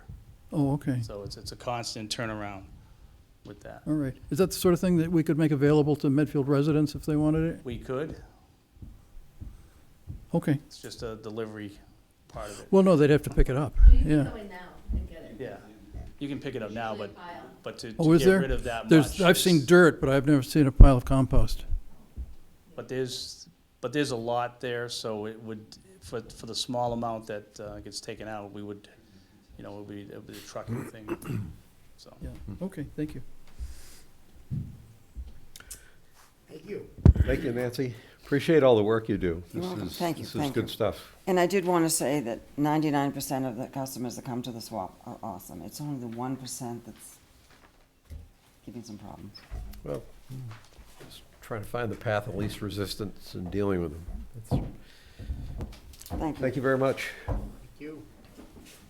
All right, next item on the agenda, I think, is to vote to open the warrant for the special town meeting warrant for the November 18th special town meeting. So moved. Second. All those in favor? Yep. Aye. Okay. Those things that in quick. passed. It's gonna close soon. I already have two, so. It's gonna close at the end of the meeting. All right. Next item on the agenda, Town Planner Sarah Raposa requests the selectmen to vote to authorize Chairman Murby to sign Chapter 40B Technical Review Assistance Application for the project Aura at Medfield, location at 50 Peter Christoph Way. Any discussion on that? So moved. Second. All those in favor? Yep. Aye, okay. Next item, hold on, let me grab my other. This is what I want right here. I did have a question about that one, Gus, Yep. thank you. Okay. That was like for 5,000 for the attorney, That's, yep, and I thought that those could go up to 15,000, so we're just not asking for the Okay. higher amount for some No, reason. we've been asking for 5,000. We were awarded the 5,000 for the Rose Bay as well, which is the next project. I think Okay. I think it said the first grant is 15, and then after that, it almost sounded like the more you ask, the You less. go down to they're- 5. I Okay. imagine if we could have gotten 15, we would have asked for 15, but Yeah, I was Yeah. curious. given the All right. number of times we've gone to the well. Been quite a it's few gone times in the down. last Yeah. 2 years. Yep. All right, next action item is Town Planner Sarah Raposa requests the selectmen to vote to authorize Chairman Murphy to sign the award letter supplement for the project, the Rose Bay at Medfield. So moved. Second. And the only question I had, I'm okay with this too, but this, I assume, does not, our signing this does not have any impact whatsoever on the decision process No, that no. the town is going through. This is You're just- simply so you're allowing, you're accepting- enabling the process. You're accepting the 40B technical award Okay. on behalf of the Yeah, CBA. okay, just making sure. Yep. Do we get a second? And yes, all those in favor? Yep. Aye, okay, that passes. Next. DPW, oh, he hasn't gone yet, okay, here we go. DPW Director Maurice Goulet requests the selectmen to vote to award the primary bid for joint purchase of salt, 2019 to 2020 bid to Champion Salt LLC with a low bid for CC, I had this somewhere, but CC of $46.95. Yep. Calcium carbonate? Calcium carbonate, thank you. Yes. And treated salt of $61.95. And I guess we can do these all in a single vote. Also to vote to award Eastern Minerals Incorporated as the secondary supplier for the 2019-2020 winter season with calcium carbonate, $47, solar, $47, and treated salt, $62. I just want to clarify one thing. Yep. The primary bidder, we do have a secondary bidder, but there was 3 items that they bid on. The CC, the rock salt, the primary bidder was Champion Salt. The secondary bidder was Eastern Minerals. Eastern Minerals has usually been our contractor.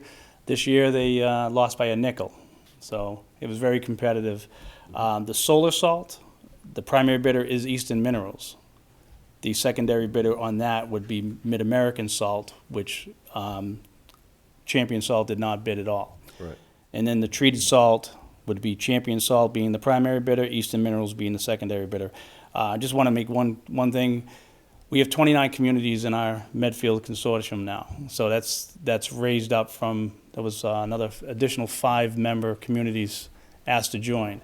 We're going to get more and more communities to join on this. The Plymouth Consortium, which has a little bit, I believe, a little bit more communities, but they're more in the southeastern region. Their salt prices are higher than ours, but they do it by individual towns. So they get awarded by the town depending on their location to the salt plants or the salt distribution centers. We do it by one bid price for all the communities.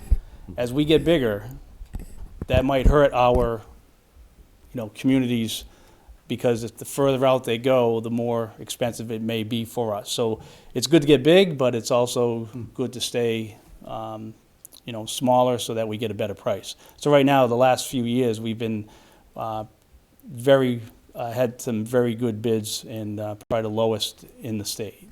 So. Well, is this consortium part of the consortium that you started when you come here? No, this is a separate one, just for snow and ice. Okay. Just for the road salt. So just for the wording around this motion, we identified Eastern Minerals as a secondary supplier for rock salt, solar salt, treated salt, but it's actually the primary supplier for solar salt. They are the primary for solar salt, so that's why I just wanted to clarify that they are the primary bidder if you bid on solar, if you wanted to purchase solar salt. And we are not, based on how this is worded right now, we're not designating a secondary provider for solar salt. The solar salt, worded. right. Well, the solar salt secondary bidder is Mid-American. As I think that we talked about the solar salt. I'm not challenging that's what you're doing. I'm saying the wording Yep. doesn't have anything about Mid-American in here at all. So In the description. So yeah. So you should have received the letter.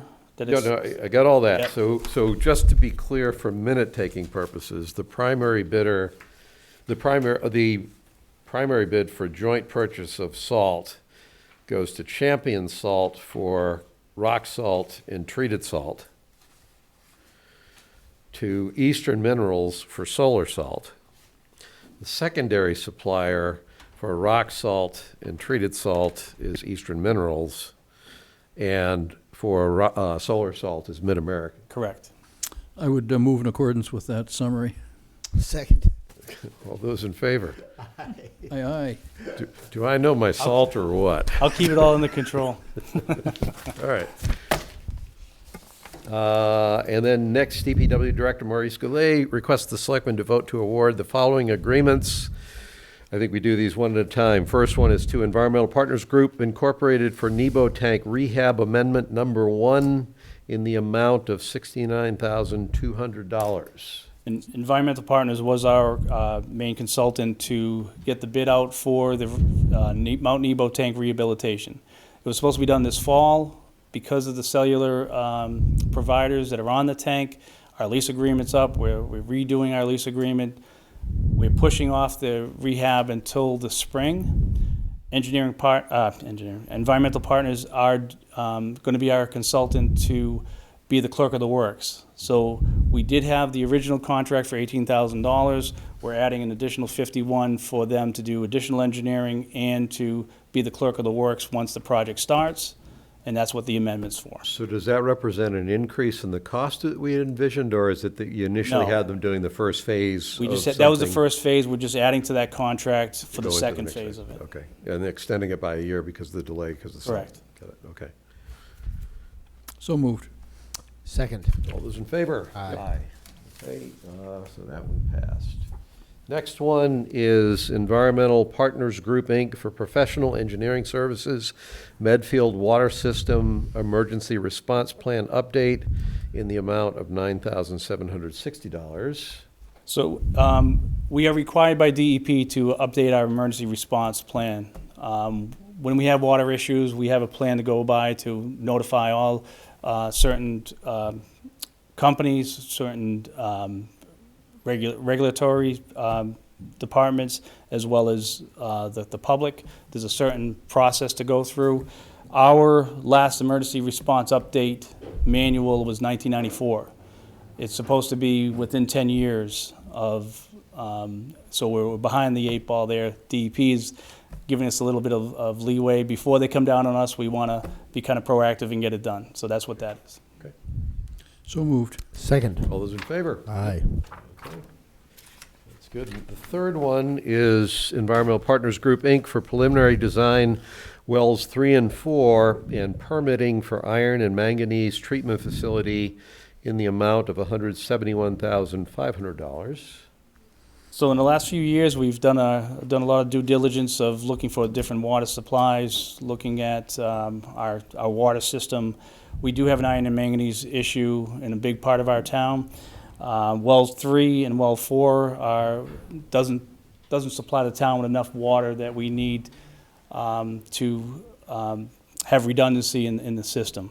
With the support of the Water and Sewer Board, we're looking to do a preliminary design for the water treatment plant. This is the beginning of it. We're looking forward to moving forward with this project. After the preliminary design, we'll have the information we need to figure out how much this plant's going to cost. Right now, it's an $8 million facility. That's the placeholder. It could be a lot less. It could be a little more. Most likely, it's going to be less. But we need that preliminary design to figure out what we need, what kind of building footprint, and how much it's going to cost us for the whole system. Mo, there was something else about looking to drill a new well next to the existing Well one? 3 needs to be replaced regardless if we do a treatment plant or not. So that's what that well is to replace that well 3. And I'm trying to remember the background on this. Yep. I think a couple of years ago, the iron and manganese issue was an issue, and if I remember correctly, the first thing you tried to do was explore to see if there were other sources that Correct. wouldn't have that. Didn't have luck doing that. We so didn't have a good enough well to Okay. supply us with enough water to have redundancy with our other wells. Okay, and avoid the iron and manganese. So basically, we have to go drill a new well, but we're going to wind up having to treat the iron and manganese correct. at the plant. Correct. Okay. So moved. Second. All those in favor? Yep. Aye. Okay. Got it.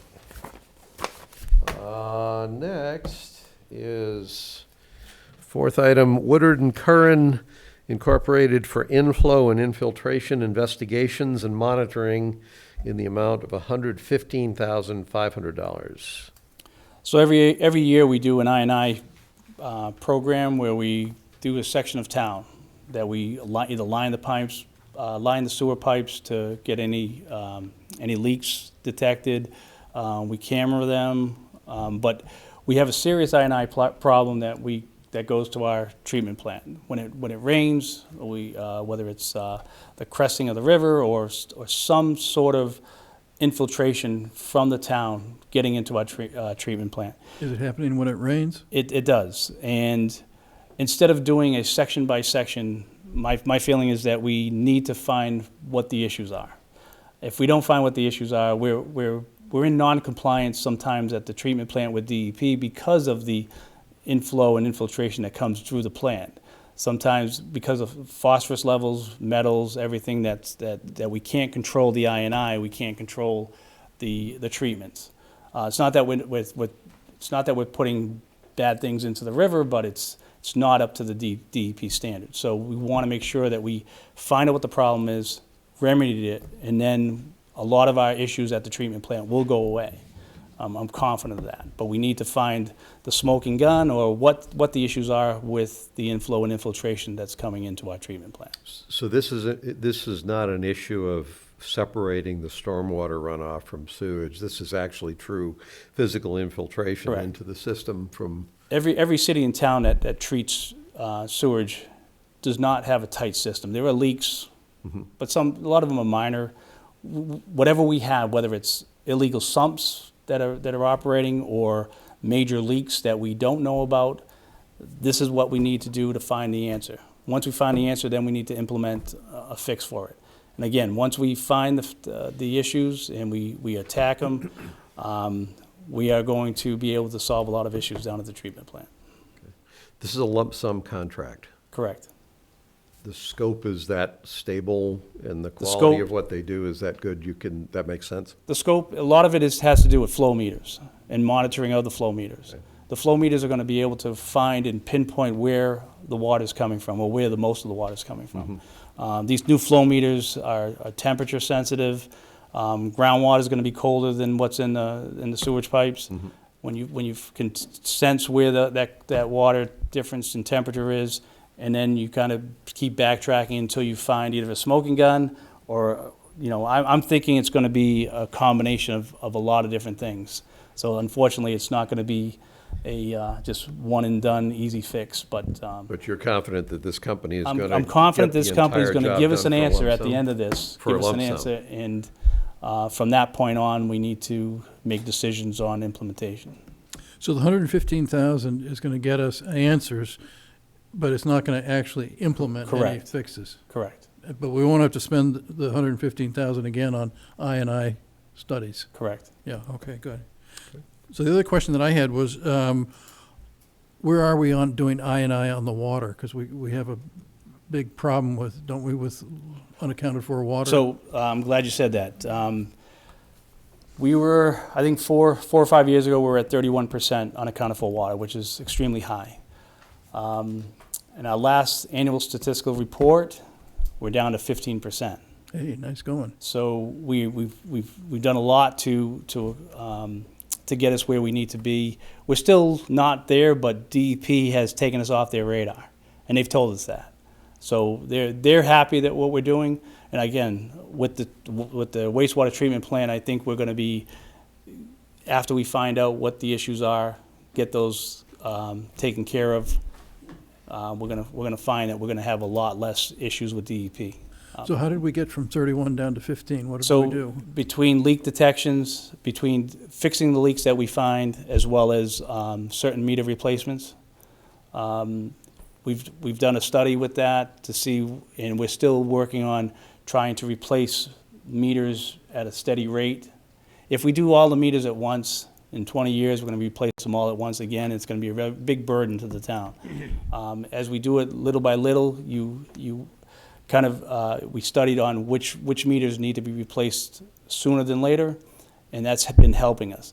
The issue is, though, when you find leaks, that means water you lost that you're not actually using, so you get that water back. So that's a good thing. When you find it in the meters, if the meters are slowing down, that's water we're actually using and not getting credit for.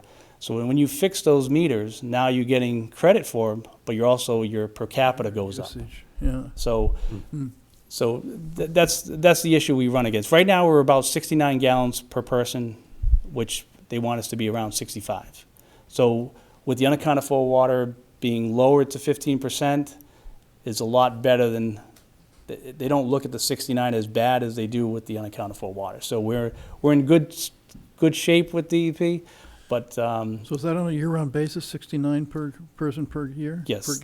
Or Per day. 69 gallons per person per day? yes. So But even in the summer when we're doing Correct. It watering. averages over the course of the year. Yeah, oh, that's a great number then. Good, Right. excellent. So we want to be at 65. That's where we should be. 69 is not bad, but it's still not 65. Oh, but that's much better than we were. Yeah. So if you get, in getting from the 30, this is probably an unfair question, but Go ahead. going from the 31% to the 15, do you have a sense of what percentage of that was the good stuff that helps us out versus? With the part per that- capita only going up 4 gallons, I'm just going to say a lot of it probably 60% to 70% was leaks that were taken care of, and 30 to 40% with the meters, but the rest of it most likely is mostly all meters. Okay. The real reason I'm asking isn't the per capita issue, which I know is important, Yeah. but it has to do with the total draw and our ability to support development. And so- I think the development question, you know, we're having a company, well, one of the engineering firms looking at the feasibility of how much water and how much treatment capacity we have. I think you're going to find that we have the water, we have the capacity, but it's more the fact that the way we use water. A lot of the things that we do, we don't have a lot of restrictions during the year unless we're forced to do that. A lot of neighboring cities and towns have restrictions year-round. And the reason why they do that is because they don't want to waste the water.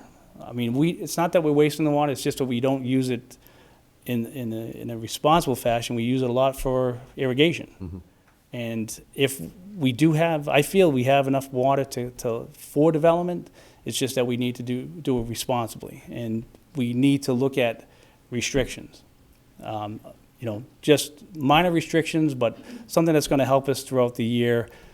With putting on restrictions, then the revenue becomes into play as well.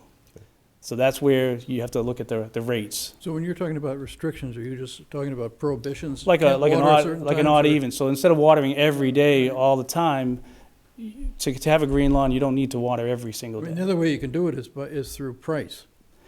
You would have to, you know, we could look at thresholds. We could look at, we're looking at how we do our rate structure as well. Are we lower than most communities? Are we higher? Are we in the middle?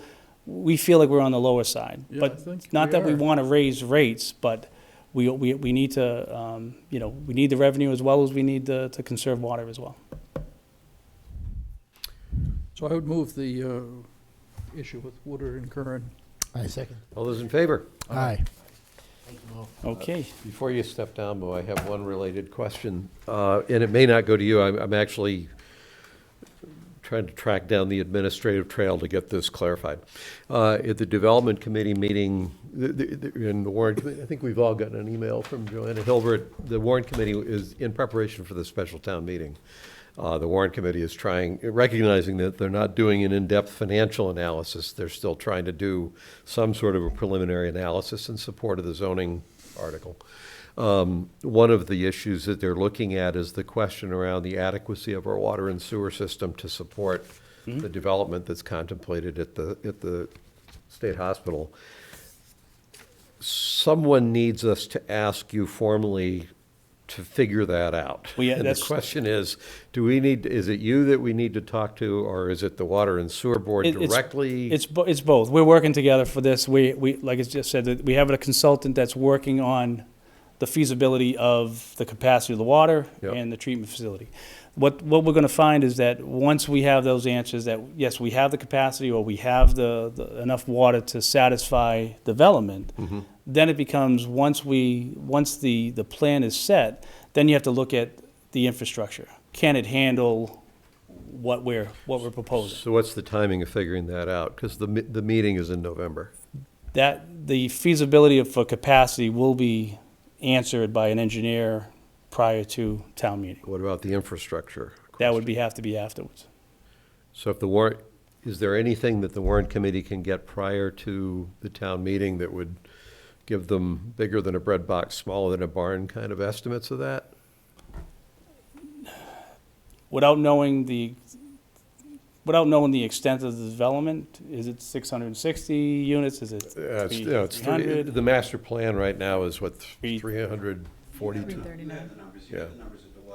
Right, for the amount of For everything, though, it Right. includes the commercial use, it includes the Right. residential use. everything. Right. So right now it's in there. it's the number. It's a mathematical number to Do we have enough water to facilitate that? Do we have enough treatment capacity at the wastewater treatment plant? So I think the real question is, for the special town meeting in the fall, there'll be another question when we get to an actual proposal Right. and disposition of the property. The real question is, I think from a warrant committee standpoint, are we going to have a town infrastructure, not talking about the site, that's being dealt with, but on a town level, is there a capital investment that the town is going to have to make in its core water and sewer infrastructure as a result of the development up at the state hospital? We won't know that till after the town meeting.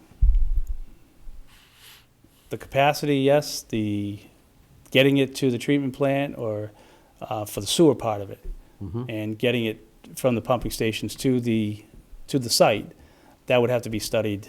We wouldn't be able to get that done before.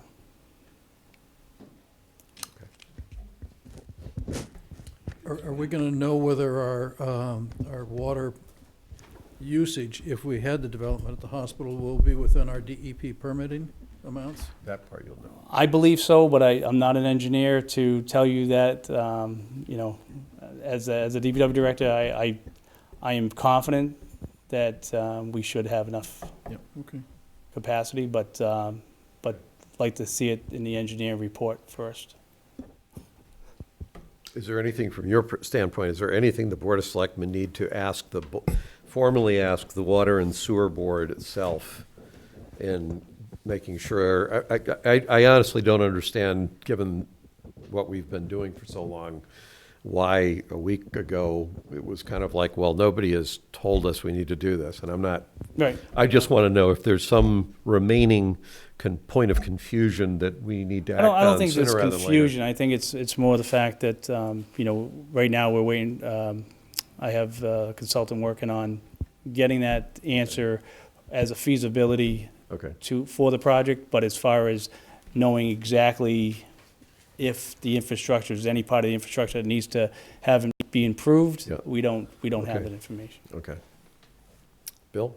Hi, I just a question and then a suggestion. Yep. Who's your consultant for the capacity study? Environmental partners. EPI? Yeah. Okay. EPG, they've been working with our system, they know our system. I really believe that they'll do a good job with that. Yeah, you're probably the same team pretty much that's been working here all along, too. Correct. So, which is good, so there's continuity Yes. between the, you know, as opposed to what's happened in other areas. I wanted to remind everybody that I've sent several emails out suggesting that should we need to make changes in our infrastructure or changes in your treatment plant or changes in an additional well or the treatment facility or anything else to satisfy more than our current needs. In other words, if you're planning in advance for what's going to happen at the hospital and the roughly 1,000 people that are going to be living up there, and you're saying, okay, I'm going to need X number or more, you know, I have to drill another well to meet the hospital's needs plus the town's needs or whatever. If you can determine what percentage of those costs are related to the hospital development or planning in advance for the hospital development, you can claim that money as an allowable cost. But you've got to start laying the groundwork for it before you lay in orders to get the work done. So if all of a sudden you decided, well, you know, we'd only have to increase our sewer capacity or at the plant by 10% or whatever to meet the town needs as far as we can see it, but because the hospital's coming in, we're going to need to increase it by 25%, then you should start documenting that additional Incremental. 20%. Yeah. Because you can put that, now, the current master plan basically says that we will make no money on the sale of the property. We will have no share of profits. We will nothing decamped. So therefore, the master plan, the financial model didn't look at what's the impact of any costs like that, because it doesn't matter because we're not going to have any profits to share. If for some reason we do manage to get profits and everything else, you want to get as much out of it as you can and recover as much of your costs as you can. And it'd be foolish to not do something to at least lay the groundwork for it. You can always decide not to claim it, not to go forward with it, but if you establish the basis and facts for why you're spending that money, it'll be to the town's advantage. I think the water with the waste, with the water treatment plant, with the design of the water treatment plant, and if that ever comes within the next few years, we'll be in very good shape. We will not be able to do anything unless we get our I&I under control at the wastewater treatment plant. That's a given, but, Yeah, I think Bill's point was just that if there's, at the point that we start in thinking or planning for capital improvements that are at least to some degree driven by the projected development at the hospital, we ought to be segregating that out, so we we have will be visibility working over on that to look at all our interconnections and look at the infrastructure to see what the needs are once we figure everything out. Thanks, Bill. Okay. Thank you, Mo. Thanks. All right, let's see, on to Americans with Disabilities Act actions. First item, vote to appoint Christine Trierweiler as ADA Coordinator. So moved. Second. All those in favor? Aye, aye. Aye, Christine's feeling really good about this new. I'm Title. excited. Okay. Second item, vote to adopt the ADA grievance procedures. So moved. Second. All those in favor? Yep. Aye. Third action, vote to adopt the ADA public notice. So moved. Second. All those in favor? Aye, aye. Aye. And then the one that I wasn't sure about, because I didn't see anything in the advanced stuff, vote to appoint Americans with Disabilities Compliance. Oh, these are the people this is the names that I didn't see in the advanced stuff. So vote to appoint the Americans with Disabilities Compliance Committee consisting of Maurice Goulet, Amy Colleran, Christine Trierweiler, Tina Cosentino, and Chief Carrico. So moved. Second. All those in favor? Aye. Aye, passed. Okay. Next, confirm the vote of the Board of Selectmen to expand the Board of Health to 5 members. I guess that's the first action? That's the first action. So you've already, Didn't we do that? you voted to expand it, but it was not actually listed on your agenda. So just to make it clear to everybody, the Board of Health Okay. is currently 5 members. We felt it was best to take a vote to expand to 5 and to make sure everybody is Okay. comfortably with their Have a appointment. motion. So moved. Second. All those in favor? Yep. Aye. Aye, and then a vote to appoint the following members: Carol Reed, Stephen Resch, Holly Rand, Michael Abernathy, and Melissa Coughlin to the Board of Health. It's Robert Athanathy instead of Michael Oh, I'm sorry. Abernathy. Robert. So moved. The only thing I would say is we ought to clarify what I've been keeping track of their terms. their terms. Yep. So Right. I know Carol has 2 years left in her term. Mhm. We don't really need to appoint her because she's already on. She's already on, and then I've staggered the others. We yes. staggered the others, Yep. okay. So we are actually not reappointing Carol Reed. Nope, Carol's already on there for her 2 years. Okay. Motion? Yes, I 4, did. okay. Second. All those in favor? Aye. Yep. Okay. Through that. And I think we talked about this in the last meeting, given that they were looking for an engineer at some point, if they found an engineer, we deal with a further We expansion, could I look, yeah, we guess. could look or at an associate member for the Yeah, engineer, yeah, and then that okay. person could step in Okay. when one of the full members. That's a better idea, signed. okay. I'm gonna ask if you can hold the Lot 3 discussion for a little bit, only because the town moderator's here and would like to participate in the special town meeting discussion, Okay, so sure, we can move that. absolutely. Thank you. Hello, moderator. You're welcome. Hey, Scott. So we can, I guess we'll jump right down to the Medfield State Hospital zoning article. I added that one just to report back to the two of you. The the State Hospital Development Committee had its meeting last week, which was basically Kathy McCabe came in, and so we got into a discussion around zoning. Again, there's a few things I think going on with the Development Committee. One is we've already had some public information go out, and I think we have a meeting tomorrow night, and I think one of the things we'll do is, I think one of the things we need to do is get a bit more coordinated in how information goes out, because that kind of went out from the public information without having been vetted with the Development Committee, and I'm not even sure that some of what it said was accurate, but nobody saw it until it all came out, so there's an action there. The one probably most important point of discussion, we've had discussions that if, Pete, you've had some thoughts about issues you wanted to raise, I think I've had some thoughts, and I think the one thing we're in agreement with is that none of us are intending to get into a major redefinition of what the plan is all about, so that, you know, if you don't like specific things on the plan, we're not trying to re-engineer the plan. Correct. However, I don't think we've had quite that same discussion around zoning. So there was an issue that came up at our meeting, at the Development Committee meeting last week, around zoning. The way that the zoning was worded is for the land south of Hospital Road, it was actually those 12 acres were arbitrarily broken up as 6 acres designated for commercial and 6 acres designated for a town park and rec facility. I took issue with that, because I think in the same way that if we get to right now we have a feasibility study that presumably is looking at least 3 options for where a park and rec facility could be situated. It doesn't intuitively make any sense for me to pre-designate a piece of land that might not even be where the recommended location is. But that's, not to interrupt, but that's an either or, isn't it? I thought we were allowed to use 6 of those 12 acres for recreation. We couldn't lose both. No, we have 12 acres that we can use for whatever we want. The land disposition agreement, and we made special care to make sure that there were no restrictions on the town's use of those 12 acres. The zoning article that's written reflects the position taken by the Master Planning Committee that essentially said, we believe that Park and Rec is looking for a building. We're not endorsing necessarily the Park and Rec position as to where that building would go, but we understand that they need approximately 130 or 140,000 square feet.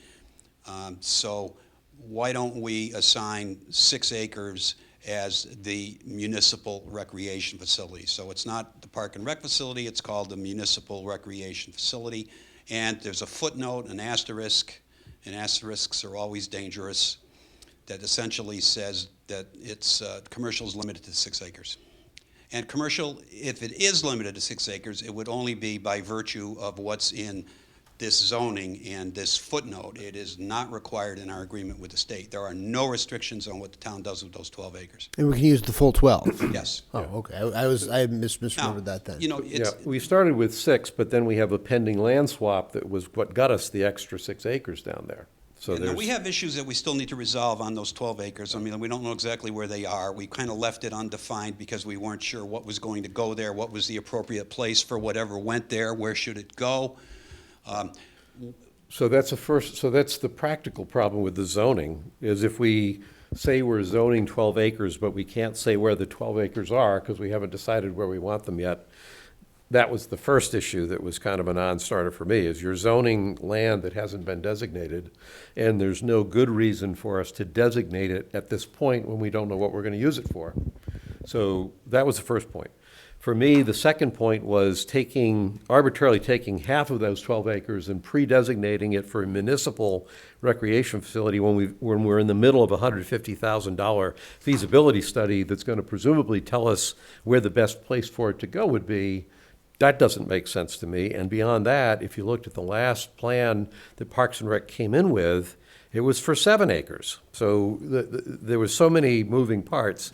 I took issue at the Development Committee and said, you know, speaking as one lone selectman, I am not prepared to support this piece. The quick answer was just take the land south of Hospital Road out of the zoning article that will be voted on in November. We don't need to have a developer help us figure out what we're going to do south of Hospital It's Road. not a developer issue at all on that side. So that, but basically, that was me talking. I said I wanted to come back to the two of you so you knew what the background was and to make sure that the two of you also understood and were in agreement with us. Just I already had an taking it off. issue with the, which 12 acres it should be, because I didn't think that they drew the lines in a way that was thoughtful. It was just sort of ad hoc, so. Yeah, think I agree needs with to get that. looked at. Because I think if you're going to do a commercial recreation facility, 6 acres is too small anyway. Yeah. It's got to be bigger than that to be viable. So I think it's got nothing to do with the preferred scenario master plan anyway. So I think it's fine to take it out. So we take the south of Hospital Road piece Yeah. off the table with then we have flexibility in the future to Yeah. deal with that. You could put that on the annual town meeting warrant in the spring for. Yeah.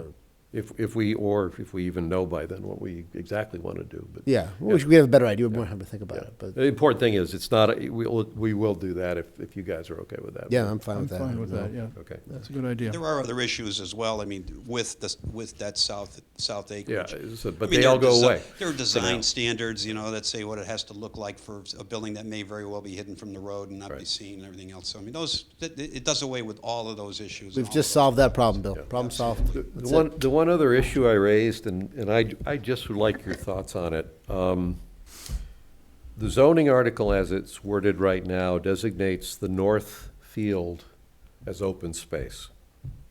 And my whole purpose here is to not have the town bind itself just to bind itself.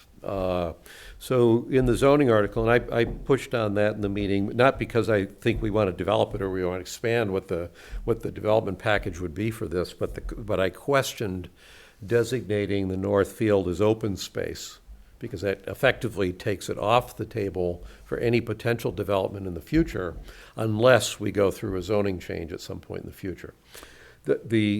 Kathy's comment on that was that this was actually not a trivial issue within the master planning committee.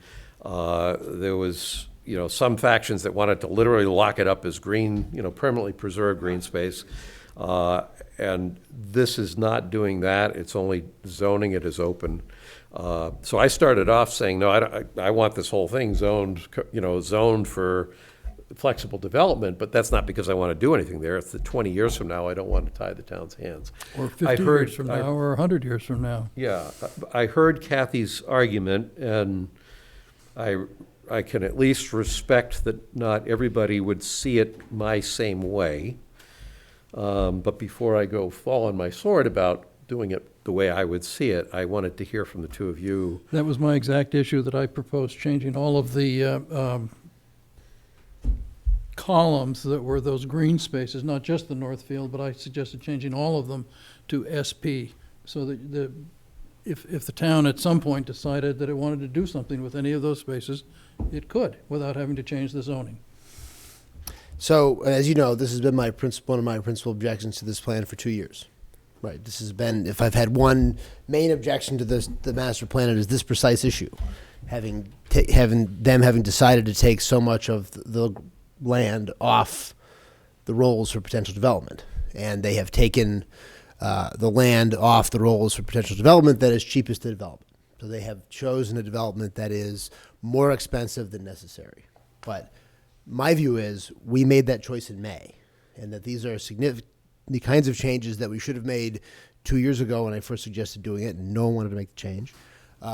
In May, we voted to move ahead with the master plan as written, as fully drafted, as unchanged, as unamended. There were no changes that we put in. The conclusion we got back from the development committee, the RFI, was viable as written, and that was the judgment the Board of Selectmen made in May. I agree with Kathy. I think it's a significant change. I think it's a significant problem with this plan. It's been a significant problem with this plan for 2 years. It has not changed. Nothing new has happened.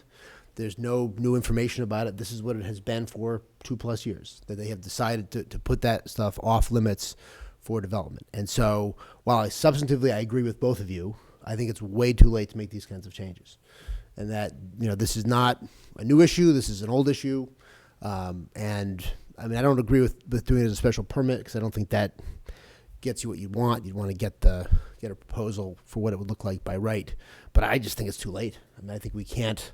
We've had an opportunity for 2 years to make this kind of change to this plan. I don't think we can make this kind of change to the plan 6 weeks before town meeting. For what it's worth, I disagree with your point, because there's a difference between saying we want to develop the Northfield now, which I would have disagreed with, versus a zoning designation. And I did disagree in their meetings. I did disagree with the designation of the open space.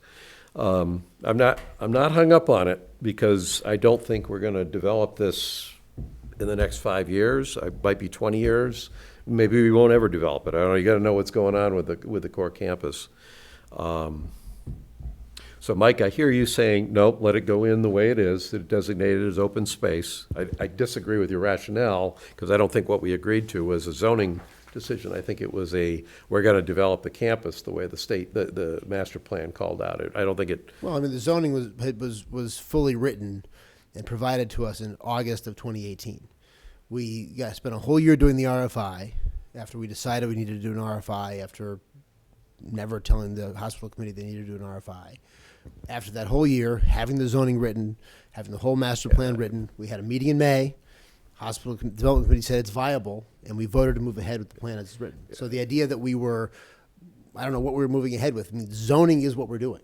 The rest of it is a footnote to the zoning in a gloss. and on I the don't zoning. think we had the zoning in August 2018. That's when they gave it to us. That was, Part of the master plan was there was But it was There was a master appendix. plan that was zoning that was associated with, I never viewed us as having actually done a final approval of zoning. I always viewed us as accepting the master plan. I mean, there was an Yeah, appendix in the original yeah, master plan. What we have right now is what's there. Well, I mean, nonetheless, so you're saying stick with it. We are stuck with it. We've already Well, voted no, to we, proceed we- with we're it. not, Well, I see appreciate it that you now differently agree with than. me, but Yeah. the reality Yeah. is, well, no, you should've read you the can zoning change. plan when we got it in August 2018. Well, I did read it at that point, and I disagreed with it at that point, but I was agreeing with the conceptual development of the buildings in places where they were talking about building them. I've always disagreed with the emphasis that they put on preserving these green spaces. And I think the town should have greater flexibility, and so that's why I proposed just making them a special permit so that they could get developed, done something with, if we need a new school, whatever it is, at some point, decades later. Bill. And I don't think it's too late. Just, Mike. just by way of background, the original plan in the committee was a conservation restriction. Not for the great lawn or not for some of the open spaces in the front, but basically for the property back was a conservation restriction. Conservation restrictions are almost impossible to remove. Yeah, that would have been a disaster. And I argued that for the future, the town at least might have a need for that. I mean, I can't foresee what it is or anything else, that we should take at least an approach that allowed us to change and make use of the property if we had to make use of it. And the committee decided that they would in fact go for calling it open space, essentially, and reserved for future use. Kathy didn't quite say that changing the zoning for that would be difficult. I mean, she just said it would require a zoning change. I would also point out that if you looked at the MIPA approval for the 440 units, which exists, and any work that's done up there or any project that goes up there will probably require a notice of project change. One of the comments that the EEO commissioner made when he approved the certificate for MIPA was that there wasn't enough open space in DCAM's plan. So, I mean, I'm not passing judgment on it or saying it was a good thing or a bad thing, but I'm saying it was in fact a recommendation that you look at more open space. Also, by the way, look at reduced water usage. So under one regime where you're keeping open space that you don't get to recover costs against because you don't dispose of the property, and then we have several different factions that all want us to do certain things, and you can't get them all done for everybody. No, but we did, in the negotiations for the purchase of property, we did what we could to make sure that, especially when we were calculating recovery of costs against acreage sold, that we weren't throwing in acreage that we could never dispose of. And Pete's aware of this because Pete was on the negotiations committee. And one of the things that we argued successfully with DCAM was the 28 acres of the parcel B that we could never sell, that they should not be in any calculation of what we, so, I mean, it took a while to convince them of that, and we kind of had to take a hard stand, but DCAM finally agreed to that. So we were looking at maximizing what could be sold and how we might recover the maximum amount of, incurred costs and allowable costs. So a lot of thought has gone into the master. I've said before, I'm not terribly pleased with the master plan, and I'm not sure that it's a good plan for Medfield, but a lot of work went into it. It's consistent within itself. I'm not sure if it's, and I worked very hard, by the way, to make it consistent within itself. But that's not to say I'm happy with it as a plan for Medfield. So anyway, that's it.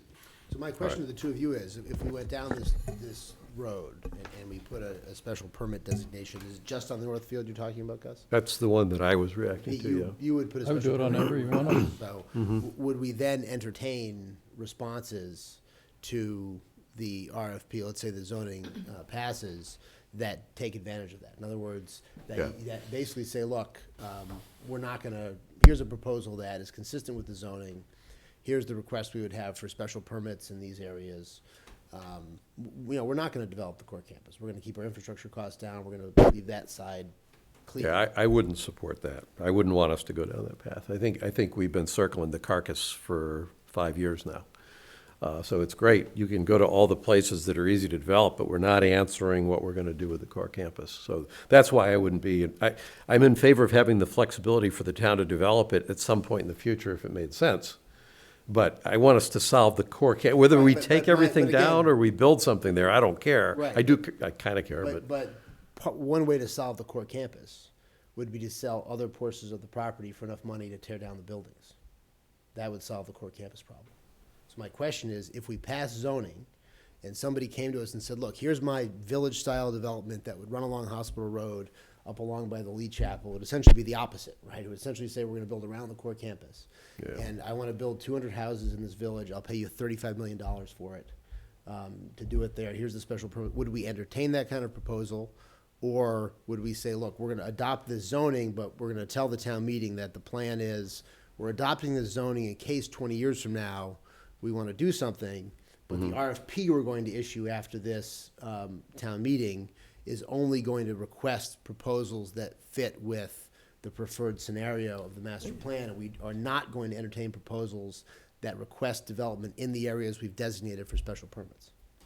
I think you're basically looking for responses that follow the plan to a great extent as they can. If they deviate into some areas, I mean, if somebody has some sort of deviation into the North Field, am I gonna throw their plan out the window because of that?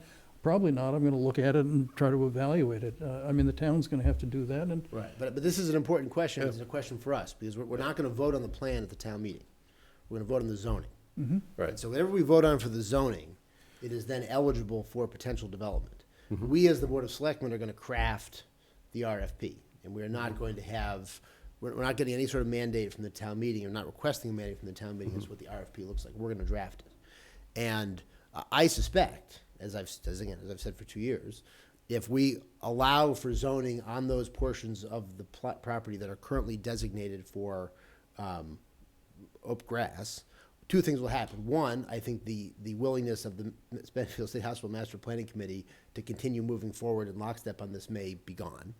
Secondly, I suspect we will get proposals that are consistent with the zoning that's been adopted at the special town meeting, but are not consistent with the preferred scenario, because the developer will look at it and say, I want to develop this portion of the property, here's how much I will offer you for it. Yeah, And so I think if we're going to communicate, and this is why I think changing at this point, right now we have a very clean approach. We have taken the master plan that was developed in over 5 years, delivered to us in 2018, and we are presenting the zoning that supports that master plan to the special town meeting. If the special town meeting votes yes on that zoning, I think we have a very clear mandate that we are to go out and issue an RFP that seeks to, as closely as possible, realize the vision of the master plan, which is essentially make the best effort you can to preserve the buildings, but to preserve generally the campus as it exists. That any development that will occur up there will occur roughly in proportion to what's there now. Right? That's a clear mandate. If we go down this route, again, which I think is better and what we should have done all along, but if we go down this route, we're going to have a more muddled answer to a certain extent, and but I do think we're going to have to describe to the town meeting, do more work ourselves as to exactly what it is we'll be issuing for an RFP. And so this is another reason why I have a hesitation on this, is that as you have described it, Gus, that the master plan as written, as developed, is coherent into itself. It is well put together. It has an internal logic to it. It satisfies objectives that people might have. It seeks to achieve what I see as its principal goals, which are the preservation of the campus and the building layout, and do so in a way that mitigates the potential negatives to the town. If we open it up beyond that, then I think there's going to be a lot more work in the RFP process if the zoning passes as to exactly how that RFP is framed, what we're asking for. And my concern is that if that is not framed up ahead, as it has happened with this plan, it will then take us 2 years to frame the RFP within that zoning.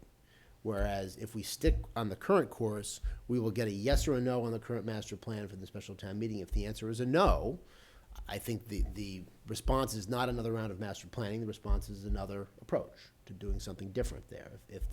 Because that would be, I think, a pretty definitive rejection by the town of the notion of redeveloping the campus as a campus and as currently set up. So I think if we're going to go this route, and if we are going to go this route, I lean more towards Pete's approach of putting a special permit on everything. We do need to define carefully what we're going to do thereafter.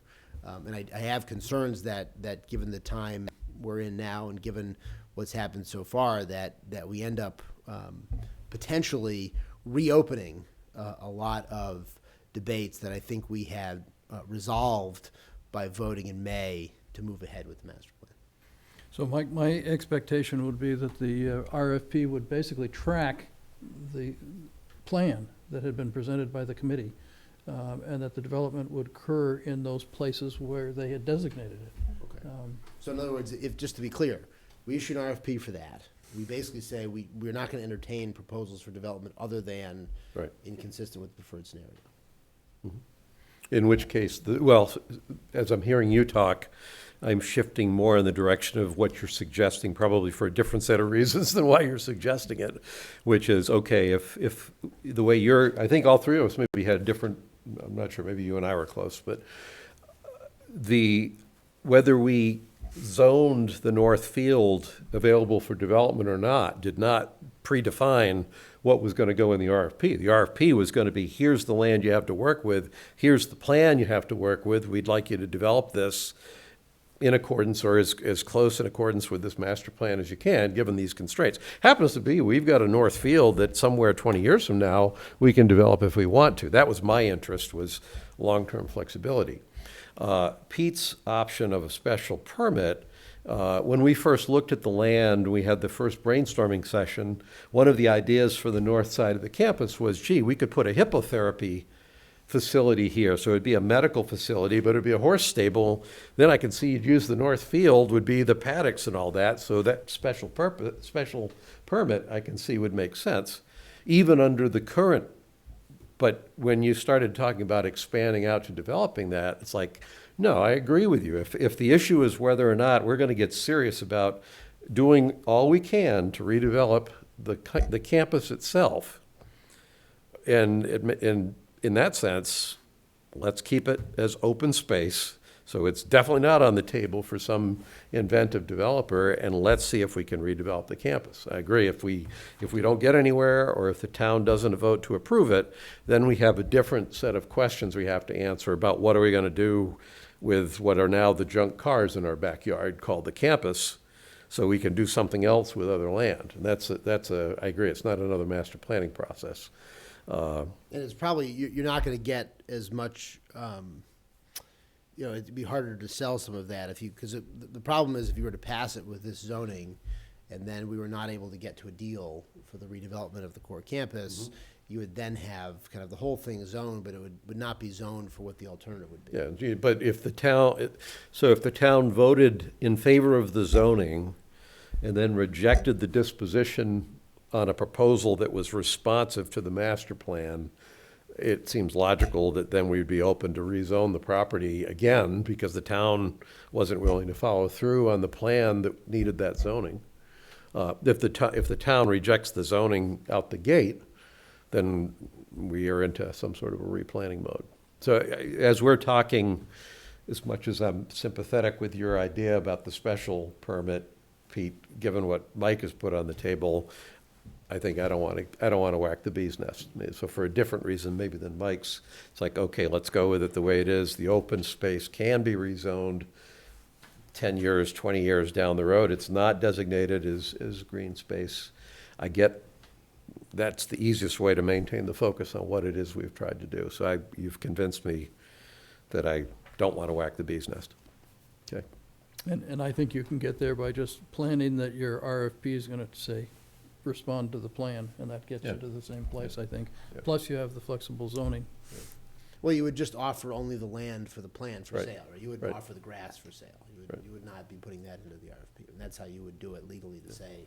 Because otherwise, I think we'd run into some trouble if you were offering all the land, and somebody came and offered, you know, almost certainly you'd get more money for Yeah. the non-core campus part of the property. I think you'd end up in it would be a much more difficult process. And I do think it would, at this point, the special town meeting discussion would be much less focused on the proposed master plan and the zoning, and more on all the various different ways that it could be, that it could. And I think at this point, we've already decided on an up or down vote on the plan as written.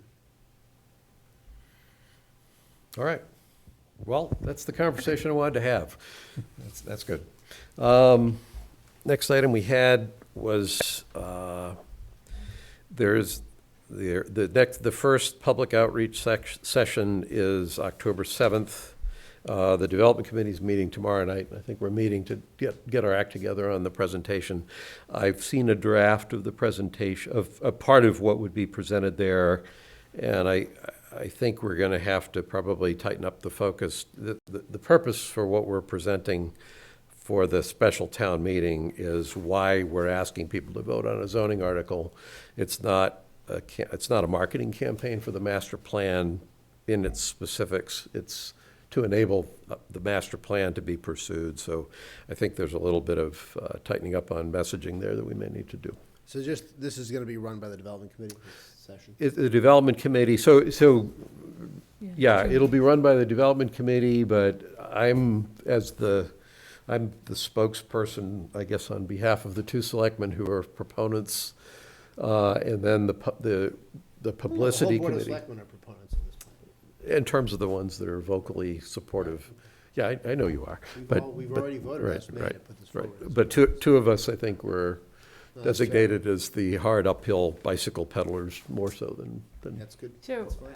one of the things I want to talk about in terms of process for that is that we talked about sending out a warrant to every household, which means we need to have a finalized warrant by November 1st to get to the printer, to get back to then mail and have in everybody's hands a week before. So if we can just kind of keep that date in mind, that we need to have everything finalized. I think all the public hearings, the zoning hearings are all done by then, right? Because that's the only thing that I can see would change it is if, as a result of the zoning hearings, there's some final changes made. We have 2 articles. 2 articles. Right. And so, So if I am in town, I'll be there on the 7th. As Okay. of right now, I think I'm going to be in Minnesota, but if okay, I'm in town. okay. And Pete, I'm trying to remember whether you were there and where I got tagged to do the 5 minutes. Yeah, it was our meeting on the, I think I got tagged as the opening spokesman for the session on the 7th. I think it's 5 minutes and don't say a lot, but if you want to tag team it or anything We'll like that, post tell that. me and we can, As a selectmen's As meeting, yes. yeah. It's not too much. It's there at the Yeah. front end. Yeah. So. What else do we need to talk about on the November 18th? Is the moderator here to talk about Mr. something? Moderator, what do you want to talk about?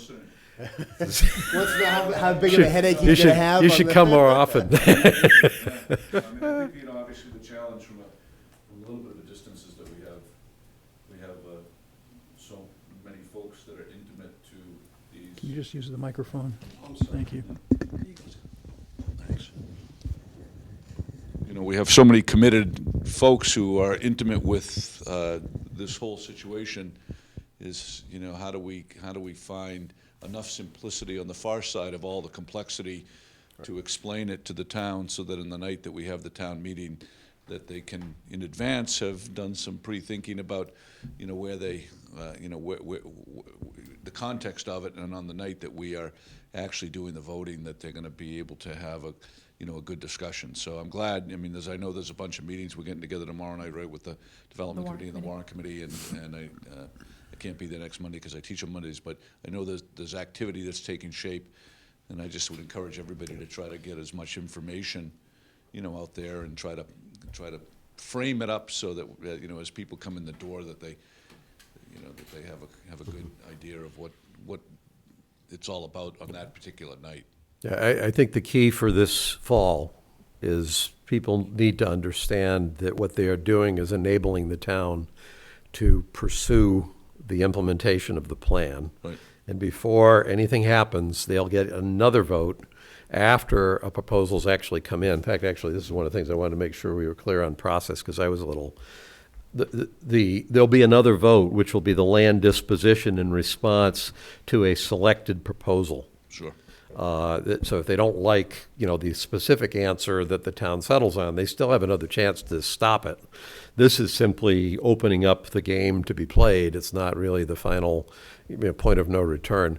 The one thing that came out of the Development Committee meeting last week that in my head, maybe it was just me that I had the wrong schedule in my head, but if the special town meeting this fall, the zoning is passed, the next steps in the process are the issuance of the RFQ, RFP. When you said we'll develop it, I'm assuming the Development Committee or whoever is, you know, it'll be developed by somebody on our behalf and we'll approve it, as opposed to us sitting down and developing the RFP. Right, but we'll ultimately have to vote. Yeah. To give them the direction. Right. Say, this is what we want in there, this is Right. the kind of proposal. Right. It's all our responsibility to decide what Right. it's going to be. So but from a timing standpoint, what that means is that RFQ probably comes out in the early part of next year. That leads to a down select of a certain number of developers who will get the RFP, which will then be returned and will be evaluated. There'll be, if in the best of all worlds, we maybe get to some decision about who we want to go with next summer. And the disposition vote at the earliest would probably be a year from now at another special town meeting next fall to actually enable it to happen. So in my head, I had kind of thought, disposition vote in the spring. And it's like, no, not at all. The RFP, the evaluation, the selection of who it is we want to move ahead with, it all gets done before the disposition vote takes place. And that probably has us at least out to next fall. So, I think that's right. okay. I think the amount of analysis that we'll have to go into that, because a lot of the numbers and things that are hypothetical and are projected and estimated now will be more precise and will be embodied in a contract that will bind the town and bind the person who's buying the property. Yeah, that's another piece of it, right, that's another piece of it. Yeah. I had at one point, Gus, thought as you did that you could do it in the spring, but I Yeah. think the amount of work Yeah. that will go into it, I don't think it's possible. So I- I think you're I- right, that it's a year. It's another special town meeting next Right, fall. as of last week, if we have a good year. If we actually keep things on track. So I've been working off the spring, and then it was real clear to me last week that that's not going to happen. And that's probably going to be a little better for the warrant committee that's trying to do a diligent job around the finances. And as we heard tonight, some of the town level financial obligations aren't going to necessarily be known before the special town meeting. So, okay, anything else on the November 18th I don't think so. meeting for now? So main new deadline for sure is final warrant by 1 November. But we should be, our next meeting is on the 15th of October. We should be able to be done by then. I mean, Yes, Actually, the one point that came up around kind of the finalization of all this is that the final zoning, I think, the selectmen need to sign off on, but that may be like a meeting on the 29th of October. So it's possible that we would have we may need to have three we may meetings need to have a this month. third. So- I've been holding a third date as a potential. So that would, I think the suggestion was the 29th was, and it might have been because of the 1 November deadline, although I'm trying to remember now. I was looking at the 22nd actually to give us some time, but Yeah, I think, well, anyway, last week we talked about the 29th, and I think that's just because of all the work that needs to be done beforehand. So, okay. I guess we'll go consent agenda, unless you want to close the warrant. We'll do consent agenda first, in case we get any late-breaking requests for the warrant. on the town meeting. Town planner Sarah proposed a request for permission to post signs at approved locations announcing the October 3rd public hearing for the MSH rezoning at 8 p.m. at the town hall, the October 7th public forum on MSH rezoning, 7 p.m. at the high school, October 20th public forum number 1 townwide master plan visioning session, 5 to 7:30 p.m. Blake Middle School, and then the November 18th special town meeting, 7 p.m. at the high school. Signage also to be placed at the State Hospital grounds. So signs at all the normal places plus the State Hospital. Bill? I have a comment and a question. Okay. The consent agenda? Yes. Okay. Comment.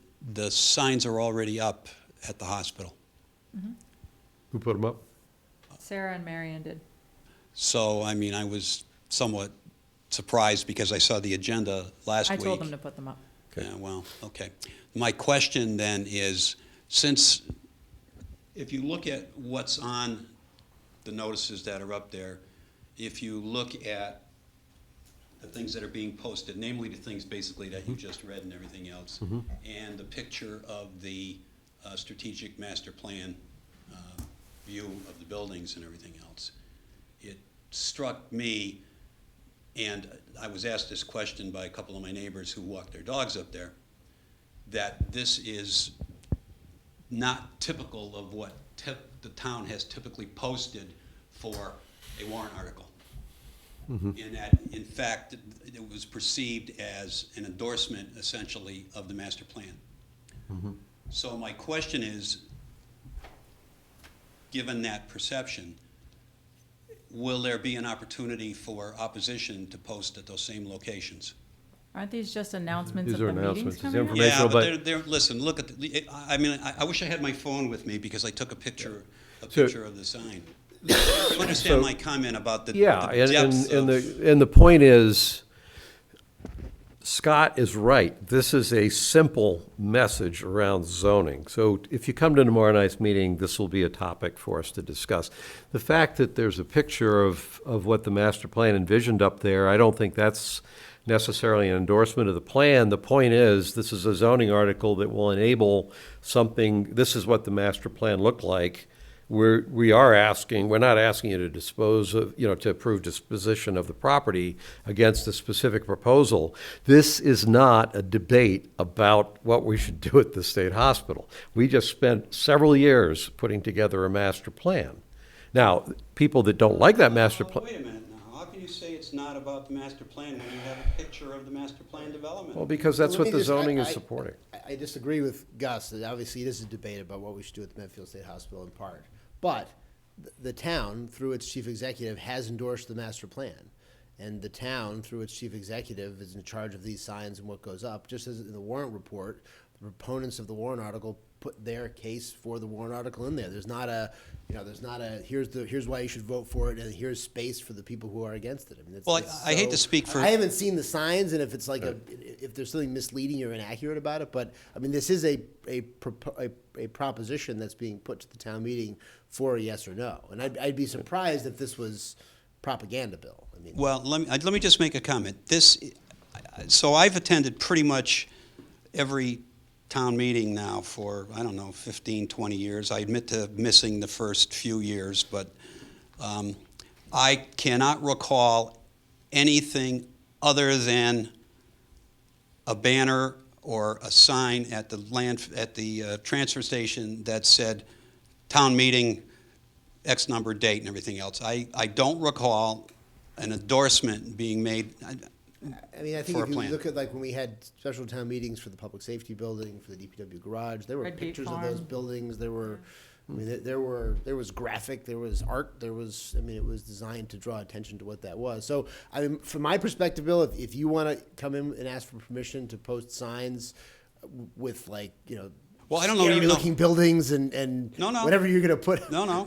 as the dissenting image, I would endorse. whatever I'd be sign- happy to have other signs as well myself. Yeah, if you have If another- anybody wants to another put up sign. other signs. If you want to tell people the meeting's really on the 19th, if you're in favor of it, to vote yes on the hospital plan, come on the 19th. So everybody misses the meeting, yes. Yeah. No, again, I'm just looking for fairness, and Scott knows, I had a discussion with him before the meeting started here. I said, however much time that is devoted to the proponents of the zoning change, I would hope that sufficient time would be allowed for. Well, that's fair. for- That's for- fair. As well. Yeah, I mean, that- I agree with so I that. feel the same way about the signs, and again, and I probably wouldn't have even noticed it if somebody hadn't told me, but the signs are up there, and to go up and look, and what did I think about it? I mean, I Yeah, I'll just. tell you, I haven't seen them either, but I mean, so on one hand, we're running public forums so people will understand what the zoning's all about.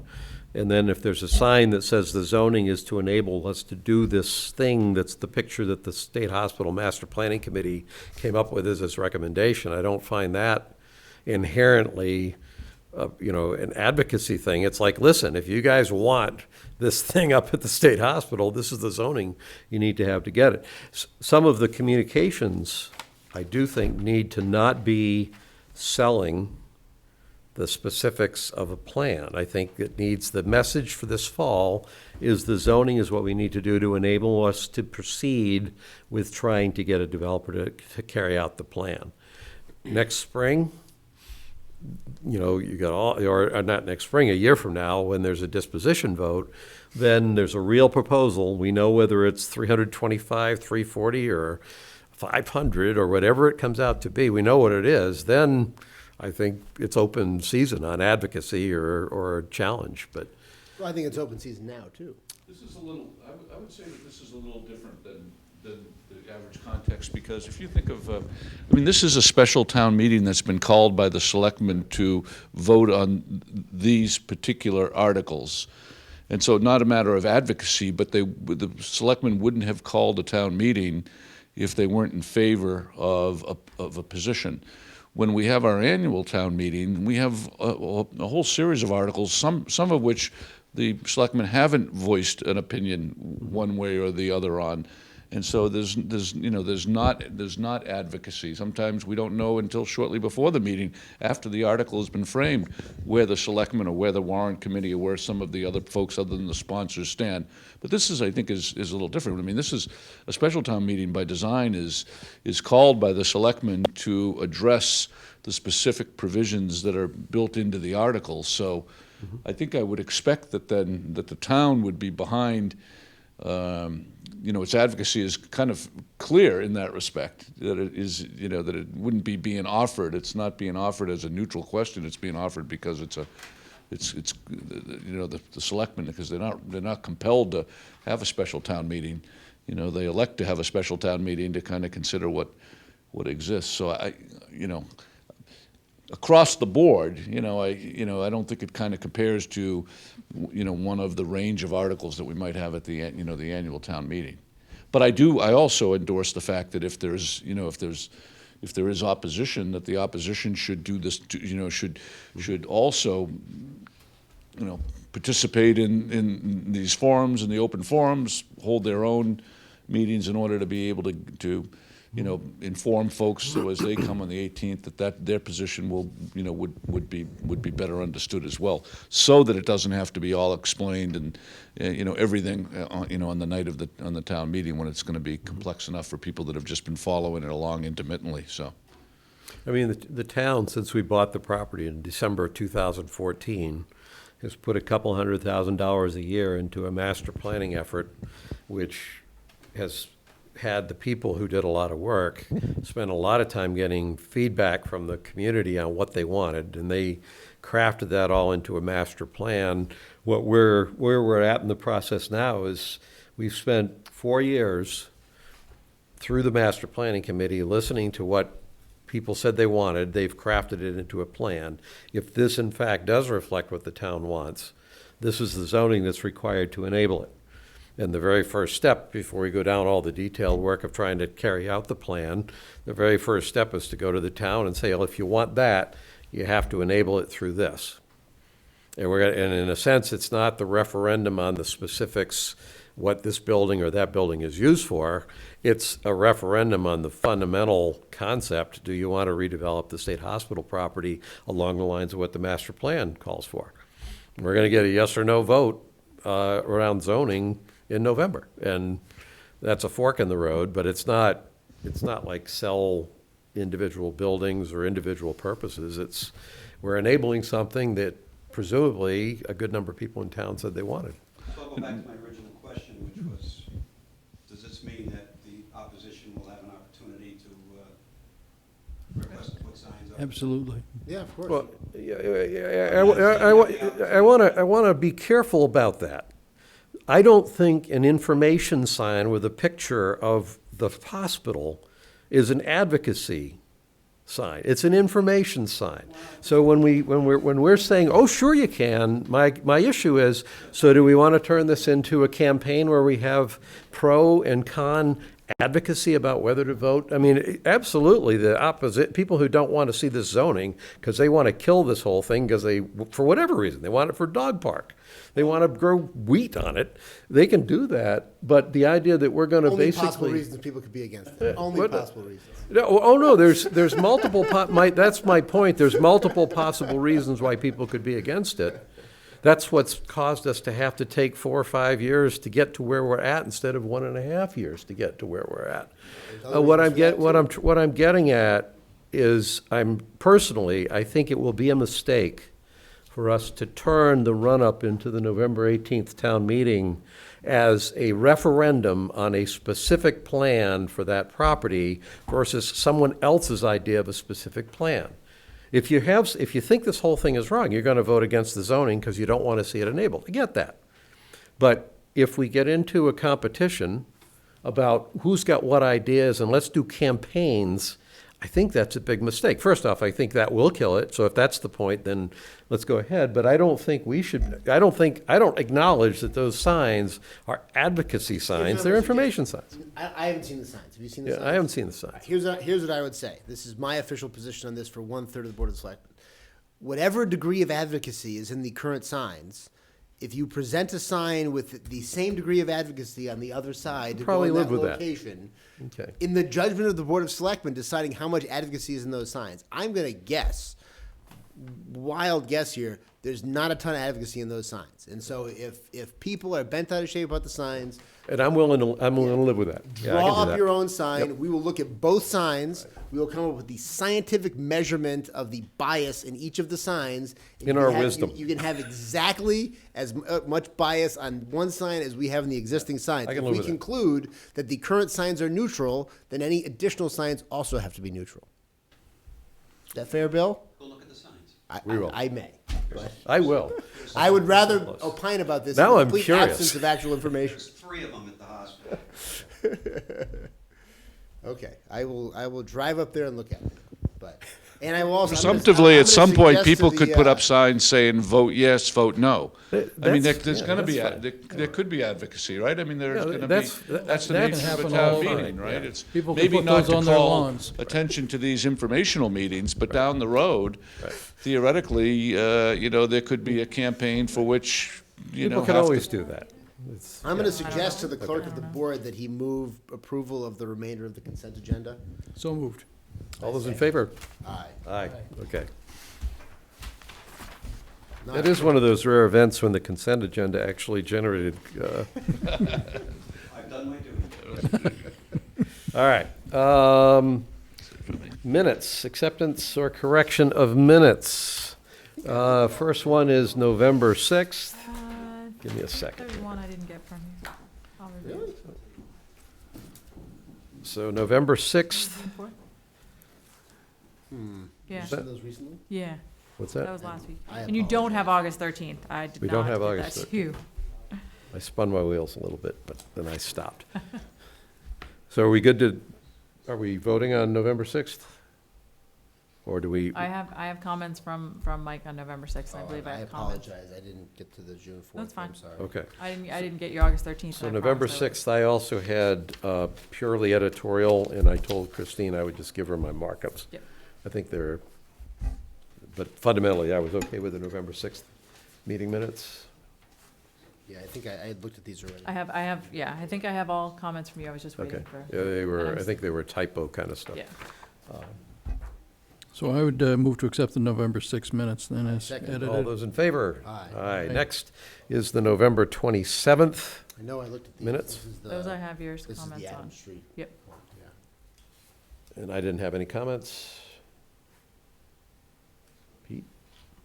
Did you- I think you've sent me all of your comments, I believe. Yeah, whatever I sent is, Okay. So it's a motion to accept the minutes with the edits from Pete and Mike. I just, so moved. second. All those in favor? Yep. Aye. Okay, that's done. Next one is December 11th. Once again, I had minor things. I added a couple of question marks at the end of questions, and Gary Pelletier's last name I changed to an E instead of an I, and send that to Christine. That's it for that. Move to accept as amended. I second. All those in favor? Aye. Aye. Next one is May, Completed 2018? we, We are. well, we did for tonight, anyway, those all passed. Then the next one's May 28th. That one I actually had still minor revisions, but more of them, so I did this on track changes. Oh, the biggest thing I added, every time you talk about not one thin dime for redeveloping the state hospital, I always add the point that, well, actually, we're on the hook for remediating or demolishing the building, so it's, if there's a way we can more economically slough that off onto someone, then we might put money in that would be less than we'd have to put in if we were developing the building, so that was the thing I added. Are you saying that? I was just reporting, I basically put something like, Mr. Murray pointed out that the town is already carrying the financial liability for demolishing or remediating the state hospital property buildings, so a town contribution to a development that assumes liability for the buildings might make sense if it is less than the town's existing financial liability for dealing with the buildings. So, and I've actually already sent that to her electronically, so she didn't need that one. Do we have a motion for that one, Pete? So moved. Second. All those in favor? Aye. Aye. Next one is June 4th. I didn't. You don't have I it. apologize, Nope, that's Christine. fine. So June 4th we June 4th and hold. August 13th, we're looking for. September 3rd, which was the big joint meeting. 15 13. pager. I gave you my comments. on I that. have the comments You on got Yeah, it. so I also sent Christine electronic comments. Part of this I had already incorporated as corrections to the development committee's minutes, which were basically the They're same exactly the thing. same, So yep. I made sure that that was all in there. Pete, the go-round that you and I had around the postings at the end, I edited it. I did not change any of the message. I edited it to actually simplify it a little bit. Okay. So if you want to, Christine can show you the changes or something, but I did not change, you can take a look at that. I didn't change the points that were made. If anything, I tried to simplify I tried not to All right, drag it out yeah, quite as yeah. much as it's been All right, dragged out. fine. So, okay. And you already have that electronically? I have that. Okay. I'm still waiting for a couple of electronic changes from the last meeting. Our last selectmen's meeting, you were gonna send me some changes to some minutes, so I'm just waiting for those. Can you I'll remind you just of send the me, dates. yeah, Yep. I vaguely recall I owed you some, and now I have to remember Yep, where I think it's they just a are. couple of them, so Yeah, I'll. it was probably like April and May or I something. think it's, Yeah, yeah. it's- might I have know been where a they November are. one. Okay. I'll send you an email If you about it. do, I'll Yep. send them to you. Yeah, that slipped my mind. So, So I'd move to accept the September 3 ones as amended. I second. all those in favor? Yep. Aye, okay. So, this one was deferred, and August 13th, we didn't look at, and everything else passed. All right, town administrator update. So I don't know if any of you saw the Medfield Press this week, which asked the question, who the mystery mower was. And I have solved that mystery, and I was correct that night, that Park and Rec mowed that property up until May. I'm Right. stunned. I'm stunned to learn this. Shocking development. And I have talked to Kevin and Mel, and there was just a miscommunication. They thought you were asking who had mowed from May until last week, not who had mowed it prior. So, we're all set now. Park and Rec has is the mystery mower. There's And no they've done it for bandit on a years. John Deere There's riding through no- downtown, just no. randomly mowing lawns. So we That's we did our own little police work at the town hall today. Well, Why am well I not done. surprised? Done. That's all I have for tonight. Okay. I want to come back to some, I knew I had a comment on something, but it's a previous message. We still have an open issue on how we're going to deal with that, though. I think the sentiment we had was that the town should keep mowing it, We'll take care of it. but we have to figure out, We need to figure out how we're gonna do all of our Yeah, public okay, properties. You know, the library would like weeding, obviously. Yep. Public safety building would like weeding. We need to do some weeding here. But in addition to that, Park and Rec has informed me that they don't believe they can maintain any of the building properties going forward. They don't have the time, or the ability to do that. So so to be able to get some of the budget back that's been covering that, that's all. So there's a well, they think the amount of maintenance on their own properties has increased to the point where they can't do that. So I've asked them to put together a list of their properties, what it takes to maintain them versus what we have with the rest of the town. But that's a significant budget item if we go out to bid on that for the April town meeting, and it's not something we can absorb in the budget at this point. So I'm not sure what we're going to do yet. We're still looking at some creative ways to solve that. In addition to that is the list you requested John Thompson put together regarding the fields in town that should be mowed. So I'm working with Mo and everybody Okay. else to try and figure the best way to do that. Okay. And I think I bumped into John when I go running up at the hospital on Saturdays. I often see John up there, and I use it as an excuse to stop running and talk to him. And so I had a conversation with him last Saturday, and I thought that he said that, I think that the cutting of the state fields, is that something that we're paying for? No, the state State's maintains doing their that. own. Yeah. Okay. Yeah. But he was very adamant that we need to be keeping our fields open. We need to keep them mowed. And I think actually he said the state wasn't doing it though right now. I thought, didn't he say the DCR? The state is not feels- maintaining their own, but They're that's not. that's Well, the their state issue. they're mowing the fields up there on the town side of the hospital. We took care of that. Yeah, Yeah. we're Well, paying that's what for I was that. asking. I Oh, thought no, that- we've paid for that. Yeah, that's what I was asking. Oh, okay. I thought you were talking about the state property. The state property, the state is responsible for maintaining. We've done our own property. All right, I guess I just don't know exactly where through that field the line goes, but it looked to me like they were mowing the state property. I hope not, but I'll look. Yeah, I think the line goes right through the middle of that field. That's where it is, Yeah, well, in the middle. Yeah, that's where the line is. That's where the line is. Okay. That's what the issue with the road, by the way, Anything else? I have nothing else tonight. Selectmen report? Did either of you, we're hoping on Thursday, the Affordable Housing Trust Board is meeting on Thursday, we're hoping to finish the RFP for the Hinckley property. So did either of you give any comments that you had to Sarah? I haven't sent got- that to you a couple of weeks ago, so. Yeah, I thought so I haven't gotten back to her, I haven't looked at it, but I'll make a point to do that. I was thinking that it was like October, maybe it was, It's maybe she said, October 5th, as we're trying to issue it this Thursday. maybe she asked for Or something by the 3rd, 4th or something. Okay, yeah, so it's on my desk, and I'll make a point to do that. All right, and then we've got another collective bargaining session on Thursday as well. And then my other questions, I thought we were gonna come back to lot 3, are we not? Yeah, I was gonna say, I was just looking Or for do we that. wanna let Pete go and do the lot 3 at the end? We can do that too. Why don't we do that? And my apologies, though, I was sitting there saying, I thought lot 3 was on here somewhere, and, Well, we wanted to get to the hospital while Scott was here. right. So I guess that's how we skipped over it. Yep. Okay. There we go. Pete? the Energy Committee met last week, and they're, Fred Davis is the chair now, and he's running a bunch of new people, and there is a lot going on. There was a review of the recommissioning, they call it, of the systems at the schools. The big thing, I think, for us is that there's these EV charging stations that Eversource is basically giving away the money up until the actual charging station itself, the road work and the and leading up to the charging station. You have to buy this charging station, which I think is like $600 or something.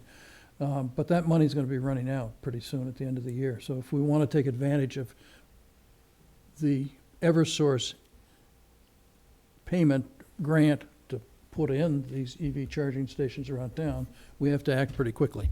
And I know that when we talked about this before, there was concern about who pays for the electricity. You have a meter and the people pay themselves, or you just think it's it's not that much, so that you just do it as if the town, I don't know if the town's doing it as a benefit. They don't really have a need to get that sort of publicity for the town. I guess the way a business might do that as a way to encourage people to use their business. But so I think we just need to make a decision if we want to jump or not with regard to that. My inclination is that we not jump, only because I don't see that. There's a couple things. Number one, I'm assuming that when you put in EV charging stations, suddenly you lose certain parking spaces for anything other than rechargeable cars. Right. So you're we're rewarding sitting here people. fighting a parking space issue here in town, and now we're gonna take some lots out of commission. Well, but it's also a way of encouraging someone with an electric vehicle to get a favored parking space, maybe. Yeah, and I don't know that's high on our priority list of things to try to get the town to Oh, do. well. Not that I'm against it, it's I just mean, that I would don't do, I would do it. I would encourage it myself. I mean, it's the issue is you have to build out the infrastructure for the electric vehicles that are coming. And so that there's no question the electric vehicles are going to come. And part of the issue with them is that they need to get charged. Mhm. So, I'm sure the demand will be there for people wanting to put money up to get EV charging stations that when those electric vehicles are there and they have a reason to want to do it, probably a better charging station. To me, it's not that it's a bad thing, it's just I don't think it's our priority. Especially after we just have a discussion about how we have big charges for coming up for maintaining our property, and I'm still adamant that I'd like to see us do all we can to avoid setting ourselves up for an override in the spring. so the townwide master planning committee met this past week as well, and they're really focusing on their public outreach at this point. And then I just mentioned that I have office hours coming up on Friday if anybody has anything they want to come and talk to me about at the center, Except for Mike 9 to and me. 10. Right. Present company excluded. All right. I've already talked enough about the development committee meeting, so that's about the only thing I have. There'll be another meeting tomorrow night, and then the information session coming up on the 7th. I had a few other items. One, I screwed up. I knew I had a comment on something on the ADA, so we can go back and revisit. The only issue I had was the grievance procedure. And the issue was, if someone appeals to the Board of Selectmen, the policy says within 15 calendar days after receipt of the appeal, the Board of Selectmen or its designee will, I guess maybe designee is how we can get around it, but will meet with the complainant to discuss the complaint and possible resolutions. And the only question I had is, should we make that, unless we don't have the option, should we make that 30 days? Only because there's times when we don't automatically meet every 15 days. So that, But the appeal is within, it says after receipt of the appeal, you'll meet with the complainant to discuss the complaint and possible. Now, designee, I assume if you're the person that they're appealing, it's got to be somebody above you, which there isn't besides us, so I'm not sure maybe one of us could meet, I guess. Is it set at 15, or can we be flexible? On the designee piece, you could designate anybody if you Okay. feel like there's somebody with expertise in that Okay. that wasn't necessarily All EDA right. coordinated. On the 15 calendar days, that's the suggestion. By no means is it. Because I would just, not that we'd want something to Me sit too. around, but Right. I would feel better if we had 30 days on that, just so we don't get boxed into a schedule of our own making, so. Especially with our new summer schedule, it's going to Yeah, come next yeah. summer. So we'd have to have another vote to amend this, to incorporate the 30, if So moved. so that's just as to the 15 days. just after the, agreement. yeah, 15 days, yeah. Appeal period is Right. still 15 days. Yep. Okay, I second. Okay, all those in favor? Yep. Aye, okay. If you want, Christine, you can have that, just so you don't forget. Thank That was the first thing. The next thing is, I got an email this week from Richard Sorger. Basically, I did too. he did. So he sent these out individually to us. So I don't have to read it then. Richard has basically said, seeing as you sometimes appoint people who are not town residents to various town boards, I would be willing to continue as the town historian until such time as you have someone chomping at the bit to take my place as a true bona fide resident of the town. And I basically, like I guess you two probably did, said, that's a great idea, Richard. I'll bring it up at the next Board of Selectmen meeting to see if we want to do that. I don't know whether we have to wait. I said, until- who is this? And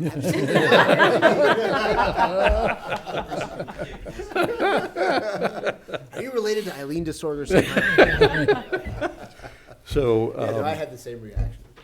so can we go, assuming this is a non-controversial offer? Well, we should probably put it on an agenda. We should put it on the agenda. Okay. Just in case Richard wants to come up and speak. In the Okay, yes, okay. We Well, then you will. should do it tonight. Oh, I hope he's watching this YouTube video. He's got to hang in to the third hour, but you'll enjoy it. Okay. He can So, remote participate. All right, by phone. we'll put that on a future agenda. The next thing that I had was in the Summer Beacon, there was an article about Harwich had digitized all of their town reports.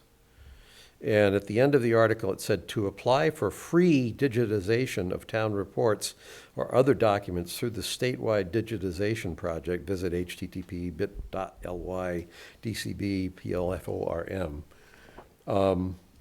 Well, I'll send that to you. It seems to me that that might be a nice thing to do, and it did say free.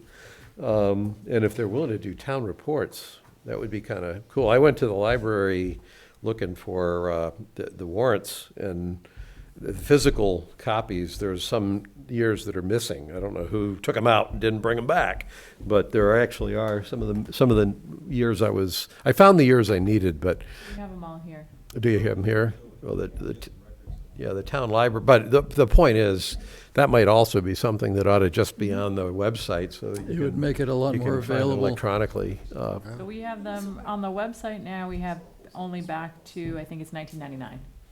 Are all digitized. Okay.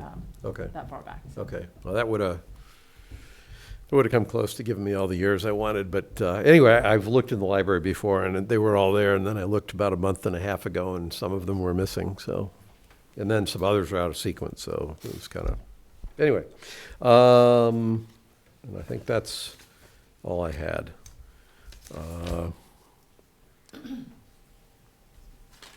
Yeah, I think that's it. So the only last, so now we'll go back to Lot 3. Yeah.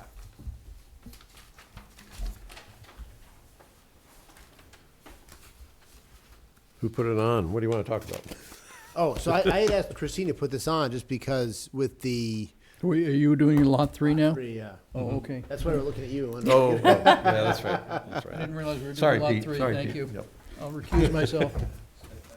So I asked Christine to put this on because, and I thought I had mentioned this when we approved the Legion redevelopment, but anyway, with the approval of the Legion redevelopment, I think we're in agreement on Lot 3. And so given the real estate market and given our very serious need to boost up our reserve accounts, I wanted to see if we could get something moving on that front Okay. and discuss moving it, potentially packaging it with the Kingsbury Club land as well. So both together. Okay. Yeah, So I'm I just okay wanted with to that. fill you Sure. out on that, Okay. but I think that Yep. the disagreement we had has been obviated by Right, events. right. So I'd like to get that moving. Yeah. Just while we're still. I think my biggest point would be, as long as it's, the process we use is a straightforward process to get it moving, given that we've got stuff going on at the State Hospital, given the Hinckley project, anything that drags us into something is not a good idea, but if we can do that, that land's been sitting dead in the water for 24 years now, and, So just I to, think we have authorization to dispose of it. you have authorization to Yeah. dispose.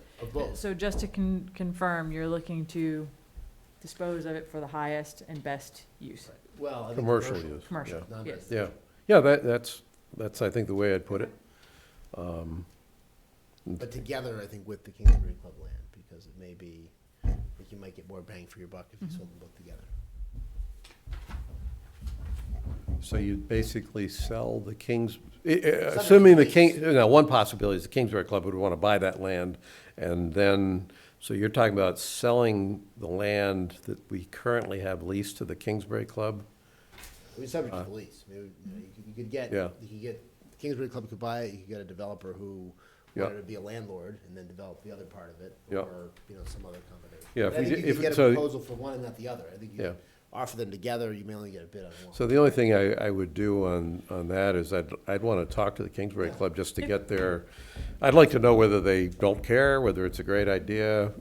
Obviously, there could potentially be a bidder. But I'd just, I'd rather, I wouldn't want to do something that's unnecessarily negative to any business in town without at least giving them a chance to talk about it. But Good with that. outside of that, yeah, okay. So the action on that, who would, We'll start you'll working start on the an ball? RFP. Okay, that's fine by Mark. me. And Okay. if the response comes back such that we need to rezone any of it, we could put that in the zoning and everything for the annual town meeting. Yeah, it'd be the In annual April. town meeting. Yeah, Yeah. Yeah, okay. I don't anticipate Sure. getting started on this until Yeah, after we get through the special town meeting. That's yep, fine. that works. Spring But project. at least if there's some publicity about it, people can start thinking about it and Yeah. working on it and Yeah, good. putting it some Like time. that. All right, excellent. Anything that helps us out financially in the next year is a And then good I idea. saw in the informational, it was not in our package, the letter to Joe Sear, the Appalachian Mountain Club. Just came in and I actually spoke to him this evening. He's gonna talk to his neighbors, but they have made, an offer to pay for the full survey. Okay. Pending some other agreements. He wants to review it with his neighbors, but said they are moving in a Okay. good direction and he was happy with the offer, but he wanted to talk to everybody else first. Okay, that's So- more what I would have expected from the Appalachian Mountain Club. That's good. It's just, news. it's taken us a little while to get there, but, That's all right, as long as you get there. so I'll let you know Um, once it's finally resolved and they've signed off on everything, but it looks like we're headed in the right direction. Come on back, Pete. We got one last vote. We have another. We gotta We close have the to vote to warrant, close the right? Oh, right. We currently have 2 articles on the warrant. No, we have 3 articles. Well, let's say we have 2 subject matters on the warrant. One is the state hospital and one is a Cable 8 article for the appropriation. One is what? Cable 8, at the April town meeting, we have to appropriate the money that comes to give to them. So instead of making them wait till the April town meeting, we'll do it now. So I think we're, Well, anything move to else close to the, throw on warrant, the then. special town meeting warrant? I second the motion to close the warrant. Okay, all those in favor? Aye. Yep. Aye, closed. And I think we're done. Adjournment. So, motion to adjourn. So moved. Second. All those in favor? Aye. Aye, thank you very much. See you in 2 weeks.